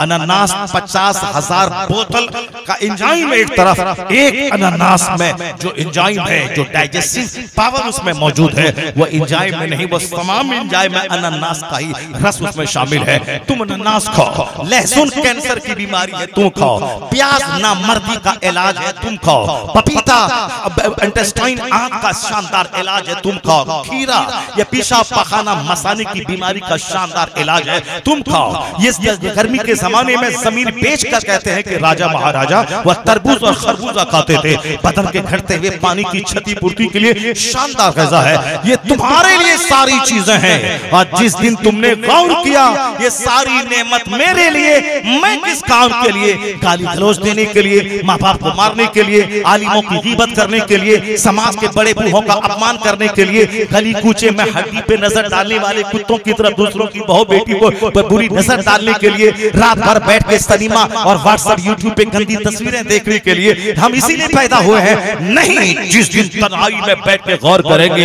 ये सारी नेमत मेरे लिए, तो आवाज आएगी कुरान शरीफ से, वमा खलक़तुल जिन्न वल इंस इल्ला लियअबुदून। बंदे, नेमत तुम्हारे लिए, तुम्हारी पेशानी का सजदा मेरे लिए, तुम इबादत के लिए पैदा हुए हो। तुम्हारा काम है रब की नेमत खाना और रब को सजदा करना, और सजदा हर वक्त नहीं करना, फजर में करना, फिर 8 घंटे काम, फिर जोहर में करना, फिर 3-4 घंटे काम, फिर असर में करना, फिर 2 घंटे सौदा सलफ खरीदारी, फिर आफ्ताब के डूबने के बाद करना, फिर 2 घंटा बच्चों के साथ रहना, फिर इशा के में सजदा करना, उसके बाद सो जाना और ये कहते हुए सो जाना कि मैं सो जाऊं या मुस्तफा कहते कहते खुले आंख सल्ले अला कहते। ये खूबसूरत जिंदगी, ब्यूटीफुल लाइफ, इसी को कहते हैं रब्बना आतिना फिद दुनिया हसना व फिल आखिरति हसना व क़िना अज़ाबन्नार। और जहां तक आपकी सोच है कि मजहब इस्लाम दुनिया में कमजोर हो रहा है, इस बात को दिमाग से निकाल दीजिए। ऐसा नहीं है कि मजहब इस्लाम कमजोर होने, इसी तक मैं कहता हूँ कुरान शरीफ लोग पढ़ते नहीं। कुरान शरीफ में हर दर्द का इलाज, हर प्रॉब्लम्स का सॉल्यूशन मौजूद है। कोई कुरान पाक पढ़े, सूरे रहमान पाबंदी से जो डेली पढ़ेगा, कैंसर भी उसके बदन में अगर हो गया हो, इस सूरे पाक की तिलावत की बरकत से कैंसर खत्म हो जाएगा। अभी रमजान में मक्का शरीफ में एक मौलाना साहब से मेरी मुलाकात हुई, लपक के जन्नतुल माला के पास मगरिब के बाद हाजिरी देने गए, वहां से निकले, वो लपक के मिला, वो पहचानते थे, मैं नहीं पहचानता था। उन्होंने कहा आप मौलाना शहर साहब, मैंने कहा तो बस खूब मिले, और उन्होंने, मैंने देखा उनका मुंह थोड़ा सा टेढ़ा हो गया था। मैंने कहा ये क्या चीज है? कहा हजरत मुझ पर फालिज का हमला हो गया था और मैं 1.5 महीने से मक्का शरीफ में हूँ, और मैं फालिज के हमले से जब मैं सो गया, बिस्तर पे पड़ गया, तो थोड़ा सा इलाज कराया, इफाका हुआ, फौरी मैंने वीजा निकाल के, और आजकल आसान हो गया है, 3 महीने का विजिट वीजा आजकल आसानी से मिल जाता है। पहले 1 महीने का उम्रा वीजा मिलता था और लोग 1 महीने के अंदर ही उनको मक्का मदीना छोड़ देना है, लेकिन अब तो आज सहूलत हो गई। 3 महीने का विजिट वीजा निकाला, टिकट निकाला, चला गया। कहा कि मैं 1.5 महीने से मक्के में हूँ, कोई दवाई नहीं खाता हूँ, सिर्फ जमजम पीता हूँ और जमजम लगाता हूँ। अल्हम्दुलिल्लाह अभी मैं अपने आप को फुल सिक्योर पा रहा हूँ। सुभान अल्लाह। यानी तिलावत में जमजम में शिफा है, तिलावत में शिफा है। सूरे फातिहा शरीफ डेली फजर की नमाज के बाद, फजर की सुन्नत के बाद, फर्ज पढ़ने से पहले बीच में 41 बार जो बिस्मिल्लाहिर्रहमानिर्रहीम के मीम को अलहम्द की लाम से मिला के पढ़े, 41 बार बिस्मिल्लाहिर्रहमानिर्रहीम मिल हम्दुलिल्लाहि रब्बिल आलमीन अर्रहमानिर्रहीम 41 बार पढ़े। ला इलाज बीमारी का इलाज है। बेशुमार औलाद से महरूम लोगों ने इस वजीफे को करने के बाद औलाद की नेमत से बराबर हुए। बेशुमार मखरूज लोग इस वजीफे को पढ़ने के बाद कर्ज से रिहाई मिली, और मालदार बनने के जो मुतमन्नी है वो 1 करोड़ तावीज से वो फायदा ना होगा जो फायदा इस वजीफे से होगा। फजर की नमाज से पहले सिर्फ 100 बार इस तस्बीह को पाबंदी से पढ़े। इमाम गजाली ने लिखा इहयाउल उलूम शरीफ में कि इस तस्बीह को कोई 100 बार सिर्फ पढ़े फजर की नमाज, फजर का टाइम शुरू होने से पहले, तहज्जुद की नमाज के बाद ये सिर्फ 100 बार पढ़े। सुब्हानल्लाहि व बिहम्दिही, सुब्हानल्लाहिल अज़ीम व बिहम्दिही, अस्तगफिरुल्लाह। 100 बार पढ़ी। वो तस्बीह है जो फरिश्तों की तस्बीह है। यही वो तस्बीह है जिससे बंदों को रोजी दी जाती है। यही वो तस्बीह है, बंदा कोई पाबंदी से 100 बार फजर की नमाज से पहले पढ़ ले, वो उसके पास हदीस में आया है कि दौलत उसके पास आएगी ही, चाहे वो विलिंगली या अनविलिंगली, यानी तौअन और करहन, वो चाहे तो भी ना चाहे तो भी दौलत उसके पास कनीज बन के आ जाएगी। मैंने जितने लोगों को बताया अक्सर लोग फेल हो गए। कोई 1 दिन करके छोड़ दिया, कोई 5 दिन करके छोड़ दिया, कोई 10 दिन करके छोड़ दिया। कहा हजरत नहीं होगा, हमसे नहीं होगा, तावीज दे दीजिए। तावीज से हमेशा के लिए काम नहीं बनता है। अपना वजीफा पढ़ने, नमाजों की पाबंदी करने से काम बनता है। सूरे फातिहा में कैंसर का इलाज, सूरे फातिहा में किडनी के मरीज का इलाज, सूरे फातिहा हर बीमारी के लिए शिफा है। कोई पढ़े तो सही, कुरान पाक में हर उलझन का इलाज है, कुरान पाक हर दर्द की दवा है। चूंकि मुसलमान नहीं पढ़ता इसीलिए कहता है कि माँ बाप मरे तो मदरसे के बच्चों को बुला ले, यही काम है। कुरान पाक समझ के पढ़े तो आदमी फकीरी में बादशाह बन जाएगा, उसका ईमान स्ट्रॉन्ग हो जाएगा, तमाम मालदारों से बेनियाज हो जाएगा, दूसरों की खरबों की इमारत को ललचाई निगाह से नहीं देखेगा। और आया है हदीस में कि जिसको कुरान पाक की दौलत दी गई, अगर वो ये समझता है कि मुझसे बड़ी नेमत दूसरे को मिल गई, उसने कुरान पाक का अपमान किया, कुरान पाक की तौहीन उसने की। जबकि हाफिज़ कुरान बनना ये सबके मुकद्दर में नहीं होता, कुरान पाक की तिलावत करना सबके मुकद्दर में नहीं है, कुरान पाक को सीने में महफूज रख लेना ये सबकी तकदीर में नहीं है। लेकिन जो कुरान पाक महफूज करने के बाद भी ये सोचे कि केमिस्ट्री पढ़ने वाला हमसे ज्यादा अच्छा है, अच्छा कमा रहा है, हमसे हम क्या है, कुछ नहीं उनके सामने, उसने इल्म कुरान की तौहीन कर दी।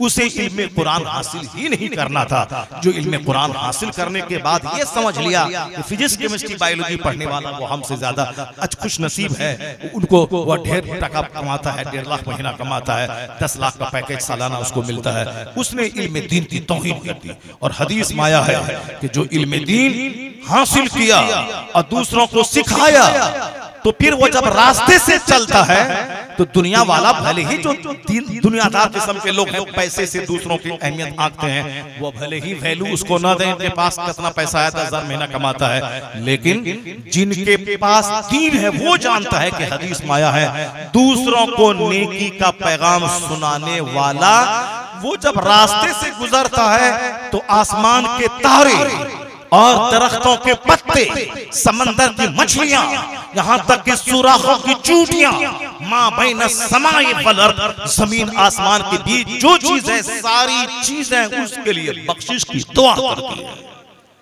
ये शरफ, ये नेमत किसी को हासिल नहीं है। हुजूर कहते हैं, खैरुकुम मन तअल्लमल कुरान व अल्लमा, the best among you are those who learn Quran and teach it to others. तुम में सबसे अच्छा वो है जो कुरान सीखे और दूसरों को सिखाए। जो कुरान सीखने वाला मौलवी साहब और हाफिज जी हैं, वो छिछोरे की तरह हरकत ना करे, वो दूसरों के सामने 2 टका का चंदा करने के लिए अपने आप को जलील मत कर दे, अपने आप को गिरा के चंदा मत करे। आया है हदीस पाक में, अल्लाह का पाकीज़ा रिज़्क़ खाओ, वअमलू सालिहात, दी और नेक काम करो। अल्लाह, तुम जिंदा नहीं थे तो भी इस्लाम था। अगर कोई नेता बोलता है कि अगर मेरी वजह से इस्लाम दुनिया हिंदुस्तान में जिंदा है, अगर कोई मौलवी साहब बोलता है कि मेरी वजह से इस्लाम जिंदा है, तो वो झूठा है। जब वो नेता नहीं था तो भी इस्लाम था, वो नेता मर जाएगा तो भी इस्लाम रहेगा।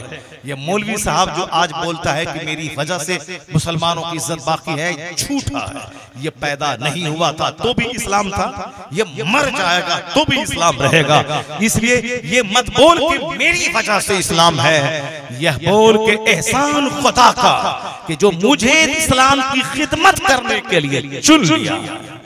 एहसान हमारा नहीं, एहसान खुदा का है जिसने हमें इस्लाम के लिए बोलने का मौका अता फरमाया। जब तो हम लोग 100 साल के अंदर ही पैदा होकर मर जाते हैं, लेकिन इस्लाम पहले भी था और हम लोग मर जाएंगे। अभी हिंदुस्तान में जितने लोग हैं कोई नहीं रहेगा, 100 साल के बाद सब मर जाएगा, लेकिन 100 साल के बाद अल्लाह ने चाहा तो इस्लाम रहेगा, मदरसा रहेगा, कुरान रहेगा। तो इसलिए जिसको जो मौका मिल रहा खिदमत करे, एहसान न डाले के हम खिदमत कर रहे हैं, मेरी वजह से इस्लाम है। ये तो नेता बोलता है, 50 साल से मैं सुन रहा हूं कि इस्लाम खतरे में है। मौलवी भी डराता है कि इस्लाम खतरे में है। जो खतरे में है इस्लाम बोलता वो भी झूठा नेता, अगर मौलवी बोलता वो भी झूठा। कुरान सच्चा, अल्लाह सच्चा, तो अल्लाह क्या कहता है, युरीदून लियुत्फिउ नूरल्लाहि बिअफ़वाहिहिम वल्लाहु मुतिम्मु नूरिही। ये काफिर अपने मुंह से इस्लाम का चिराग बुझाना चाहते हैं और अल्लाह उस नूर को पूरा करना चाहता है। तो जो बंदा चाहता है नहीं होगा, जो खुदा चाहता है वही होगा। 4 लोगों ने कलमा पढ़ा जब सरकार ने नबूवत का ऐलान फरमाया। आपकी बीबी खदीजा, आपका गुलाम ज़ैद इब्न हारिसा, आपका दोस्त अबू बकर, आपका चचेरा भाई सरकार मौला अली, ये 4 नफूस कुदसिया ने पहले कलमा पढ़ा। 3 साल में 40 लोगों ने कलमा पढ़ा। जब काफिर को भनक लगी, बोला मिटा देंगे, मुसलमानों को मार देंगे। 4000 लोगों ने कलमा पढ़ा। फिर जब काफिर ने बोला मार देंगे, काट देंगे, इस्लाम को बढ़ने नहीं देंगे, 4 लाख लोगों ने कलमा पढ़ा। सरकार के फिसाल का इंतजार करने लगे काफिर कि जब तक ये हैं लोग इनके इर्द गिर्द जमा हैं और जिस दिन ये पर्दा फरमा जाएंगे, इस्लाम की ईंट से ईंट बजा दूंगा, मदीना जो राजधानी है उसकी ईंट से ईंट बजा दूंगा। मगर हुजूर ने उस मजबूत बुनियाद पर इस्लाम की इमारत खड़ी कर दी। अपने जबरदस्त उत्तराधिकारी की सूरत में अबू बकर, उमर, उस्मान, अली को छोड़ा, अपने नवासों की तरबियत की कि सरकार पर्दा फरमा गए। काफिर ने सोचा था इनके पर्दा फरमा जाने के बाद तो हम पूरी ताकत से हमला करेंगे, इस्लाम मिटा देंगे, मगर हुजूर की का मौजज़ा कहिए। सिद्दीक अकबर सरकार की सोहबत में रहकर जो आप मुकम्मल तौर पर स्ट्रॉन्ग बिलीवर और जबरदस्त खलीफा बने थे, 2 साल में इस्लाम को पुख्तगी दे दी कि बढ़ता हुआ इस्लाम का कदम और दुनिया में फैलता चला गया, इस्लाम स्टेबल होता गया। सिद्दीक अकबर के 2 साल के बाद इस्लाम का और जबरदस्त इनकलाब आया कि अरब से निकला, ईरान में और रूम में इस्लाम छा गया। काफिर बोला और जबरदस्त ताकत से मिटा देंगे, इस्लाम आधी दुनिया पे कदम रख दिया। इमाम हुसैन ने जब देखा कि नाना के दीन को अब उनके नवासे का खून चाहिए, अपना सारा कुंबा लुटा दिया।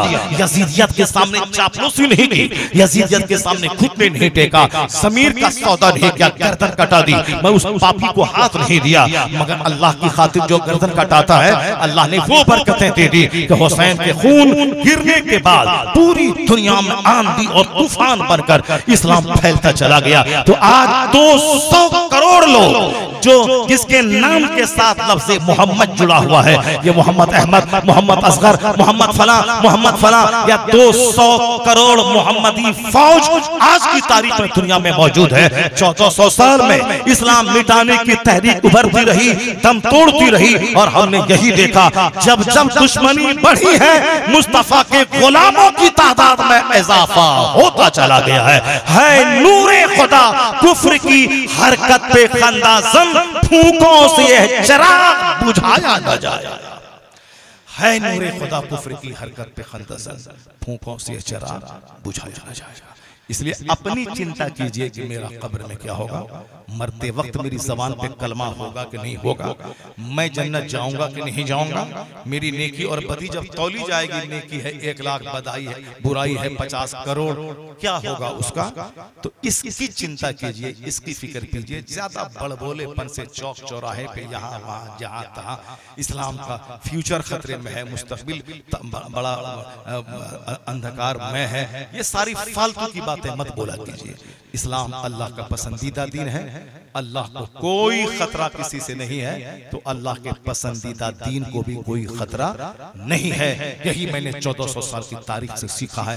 कुरान अपने लिए पढ़िए, अपनी सेहत के लिए, अपनी तंदुरुस्ती के लिए, अपनी जन्नत के लिए, अपने इत्मीनान के लिए, अपने बाल बच्चों के सुनहरे मुस्तकबिल के लिए, अपने घर की बरकत के लिए, अपने बाल बच्चों की फरमाबरदारी के लिए, अपने चेहरे के नूर के लिए, नींद में सुकून के लिए, अपने बाल बच्चों के अच्छे सुनहरे मुस्तकबिल के लिए, अच्छे दामाद के लिए, अच्छे नवासे नवासियों के लिए, अच्छे बेटे भतीजों के लिए, अच्छे पड़ोसी के लिए, इसके लिए कुरान पढ़िए, न के ढेर सारा चिंता साहब मोदी जी का और अमित शाह का लेके बैठ जाइए। कुरान पढ़ना नहीं है, 1 घंटे तक गटर मटर कर रहे हैं। ये जीतेगा तो क्या होगा, वो हारेगा तो क्या होगा, पूर्णिया से ये निकलेगा, निर्दलीय निकलेगा, वहां से अखिलेश निकलेगा, वहां से निकलेगा।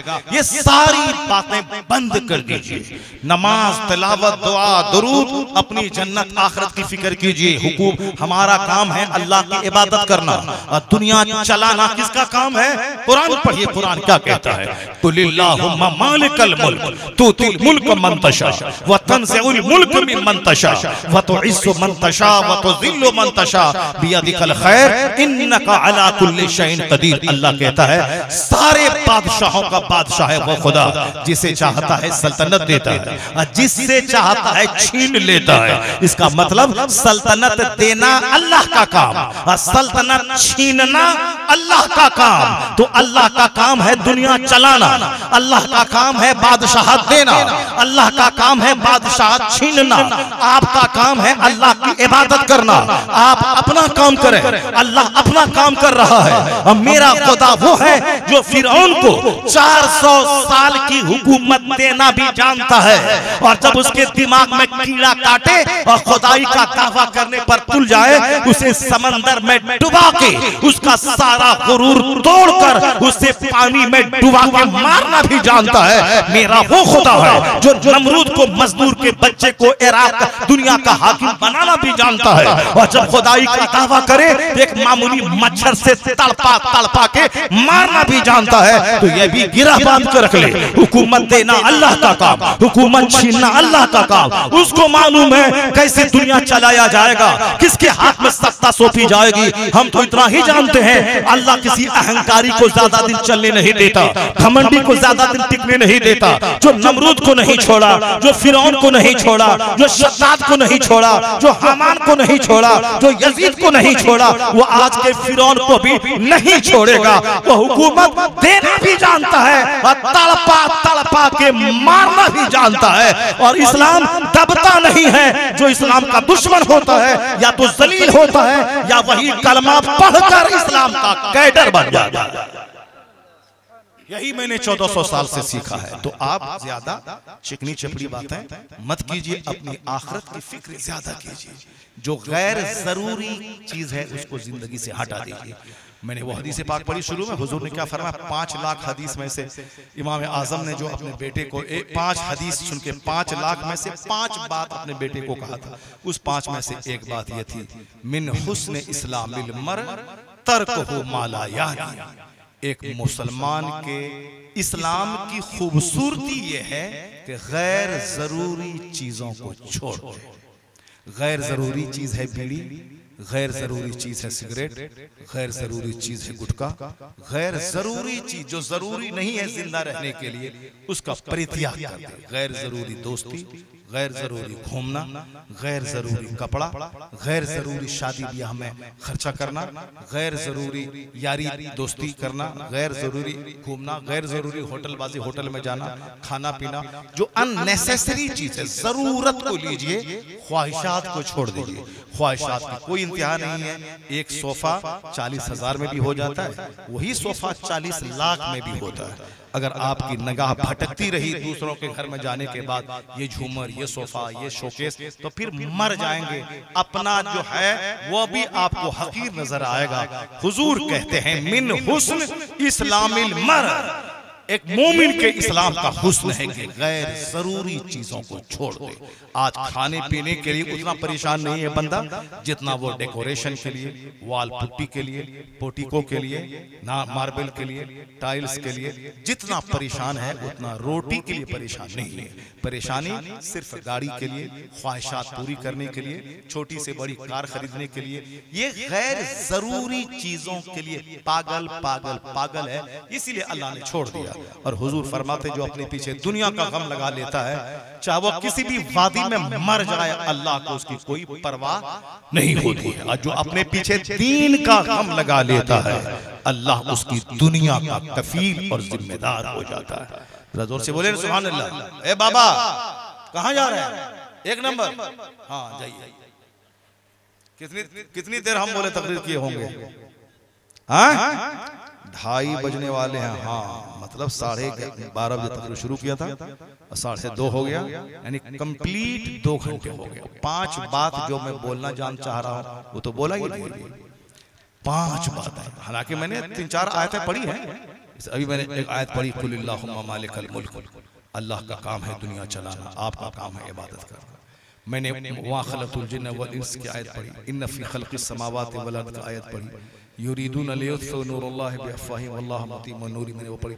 4-5 तो आयत तो मैंने पढ़ डाली, मगर जो हम पढ़ना चाहते थे, जिसमें वो साइंटिफिक रिसर्च के ताल्लुक से जो आजकल वैज्ञानिक कहते हैं, तो वो मैं नहीं कह पाया, चूंकि हमारी तकरीर इसी तरह लंबी हो जाती है। बात से बात पैदा होती है, जो बात नहीं सोचा था तो वो बात भी दिमाग में आ जाती है, क्योंकि उससे रिलेवेंट जो बात है, जो बातें आ जाती हैं। अल कलाम यखलुकुल कलाम, कलाम कलाम को पैदा करता है, बात बात को पैदा करता है। तो बात मगर जो असली बात है तो उसके लिए ढेर टाइम चाहिए। तो अब तो टाइम 2 घंटा हो गया, 2:30 बजने वाले। अब हमारे बाबा के बारे में हमको शक था कि ये भाग जाएंगे, मगर ये इतना मजबूत निकले कि जवान के मसाने से इनका मसाना मजबूत है। जवान तो गया, आउट हो गया। वो बर्गर, चाउमीन, ये वो गैर जरूरी चीजें खा खा के सेहत को लुटा दिया। जो लोग हल जोतने वाला, मेहनत करने वाला, दूध खाने वाला, दही खाने वाला, लस्सी पीने वाला, खीरा खाने वाला, ककड़ी खाने वाला, रोटी में सलाद खाने वाला, रोटी सिरका में डाल के खाने वाला, रोटी चाय में डुबा के 5 रोटी खाने वाला, ये देखिए साहब, नात भी सुनी है जबरदस्त और तकरीर भी सुनी है जबरदस्त। सुभान अल्लाह, जरा जोर से बोले ना सुभान अल्लाह। अगर मैं अभी 5 आयत पढ़ूंगा तो 5 घंटे चाहिए उसके लिए। कोई तैयार नहीं का, मगर ये बाबा तैयार हो जाएगा, ये बाबा तैयार हो जाएगा। इसलिए अब वो बातें पांचों मैं समेट लेता हूँ, चूंकि 2 घंटे हो गए, लंबा हो गया।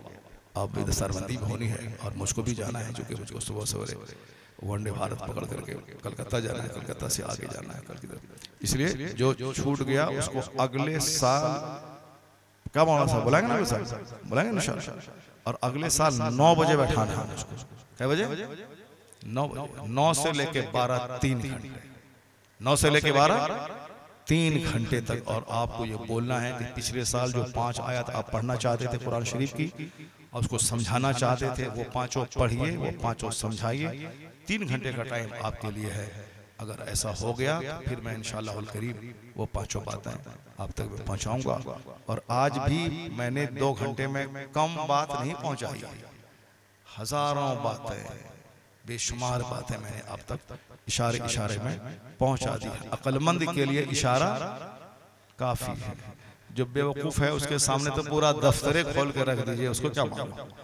आया है कुरान शरीफ में कि जो अमल नहीं करता है वो ऐसा है जैसे गधा उसकी पीठ पर किताब है, तो उसकी पीठ पर 1000 किताब लाद दें गधे पर, तो गधे को क्या मालूम कि इसमें क्या चीज है, उसकी क्या, दूसरे लोगों को पता है कि इसमें क्या चीज है। मगर वयहमिलु अस्फारा, और वो गधा है जो किताबों का बोझ उठाता है, उसको पता नहीं कि इसमें लकड़ी है या किताब है, उस गधे को मालूम। उसी तरह जो लोग अमल नहीं करते हैं, सिर्फ कुरान रट लिया, अब मोबाइल चलाना, नमाज छोड़ना, उसकी मिसाल उसी गधे की तरह है जो पीठ पर किताब लादे हुआ है और अमल कुछ नहीं है।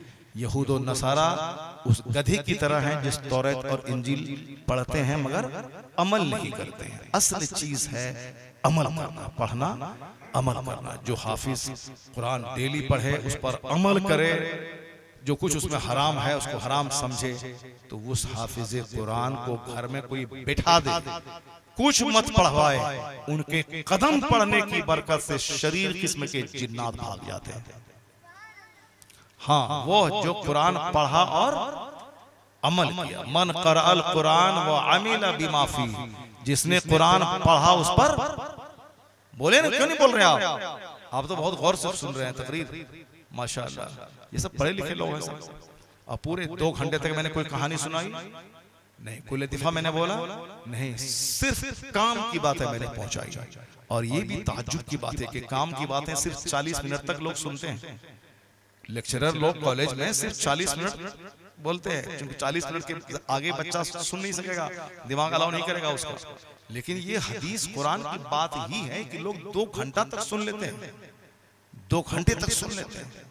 अगरचे हमको इतना लंबा नहीं सुनाना चाहिए, ताकि तबीयत पर बोझ न बन जाए, उतनी ही बात बताएं ताकि जितना वो सुन सके और को याद रख सके। 2 घंटे में हजारों बातें मैंने बताई और सारी बात तो याद नहीं रहेगी। अलबत्ता ये जो रिकॉर्ड हुआ है इसको 2-4 बार सुनेंगे तो आप पूरी बात आपके दिमाग में फिर दोबारा आ जाएगी। बहुत सारे लोग हैं पूरे हिंदुस्तान में जो ये कहते हैं कि खाने के बाद जब बिस्तर पे मैं जाता हूँ, जब तक आपकी तकरीर नहीं सुनता हूँ उस वक्त तक मुझको नींद नहीं आती है। सुनता ही हूँ, चाहे 10 मिनट सुनो, 20 मिनट सुनो, 2 घंटा सुनो, सुनता ही सुनता हूँ। और बहुत सारे टेलर मास्टर हैं जो दुकान में दिन भर सुनते हैं और मुझको फोन लगा के मेरी ही तकरीर मुझको सुनाते हैं। आपने ये कहा था, आपने वो हदीस पढ़ी थी, आपने वो आयत पढ़ी थी, इसका क्या मतलब हुआ। तो बहुत सारे लोग हैं जो नमाजी बन गए, अल्लाह का डर पैदा हुआ, दीनदार हो गए। बहुत सारे उलमा कराम हैं जो मेरी तकरीर सुन सुन के जुमा के दिन वो सुनाते हैं। 2 घंटे की तकरीर में करता हूँ, उससे वो 10-20 तकरीर बना लेते हैं। उनको मोटिवेट मिलता है, मोटिवेशन मिलता है। जो एहसास कमतरी के शिकार है उन सबों को भी हौसला मिलता है मेरी गुफ्तगू से। अल्लाह तबारक व तआला मुझे भी और आप सबों को भी इस गुफ्तगू पे अमल करने की तौफीक अता फरमाए। इस मदरसे को अल्लाह ताला खूब तरक्की और बरकतें अता फरमाए। और जो दिन हुफ़ाज़ फारिग होने वाले हैं, अल्लाह ताला उन सबों के सीने में कुरान पाक को महफूज फरमाए और अल्लाह तबारक व तआला इन बच्चों को हमेशा मेहनत से कुरान पढ़ते रहने की तौफीक अता फरमाए और उस कुरान शरीफ में जो कुछ है उस पर अमल करने की तौफीक अता फरमाए। अल्लाह ताला आप लोगों को एक लंबा टाइम इस महफिल को देने को कबूल फरमाए। अल्लाह ताला आपको इसका बेहतरीन सिला और बेहतरीन बदला अता फरमाए। आमीन व आखिरु दावाना अल्हम्दुलिल्लाहि रब्बिल आलमीन। अस्सलामु अलैकुम व रहमतुल्लाहि व बरकातहू।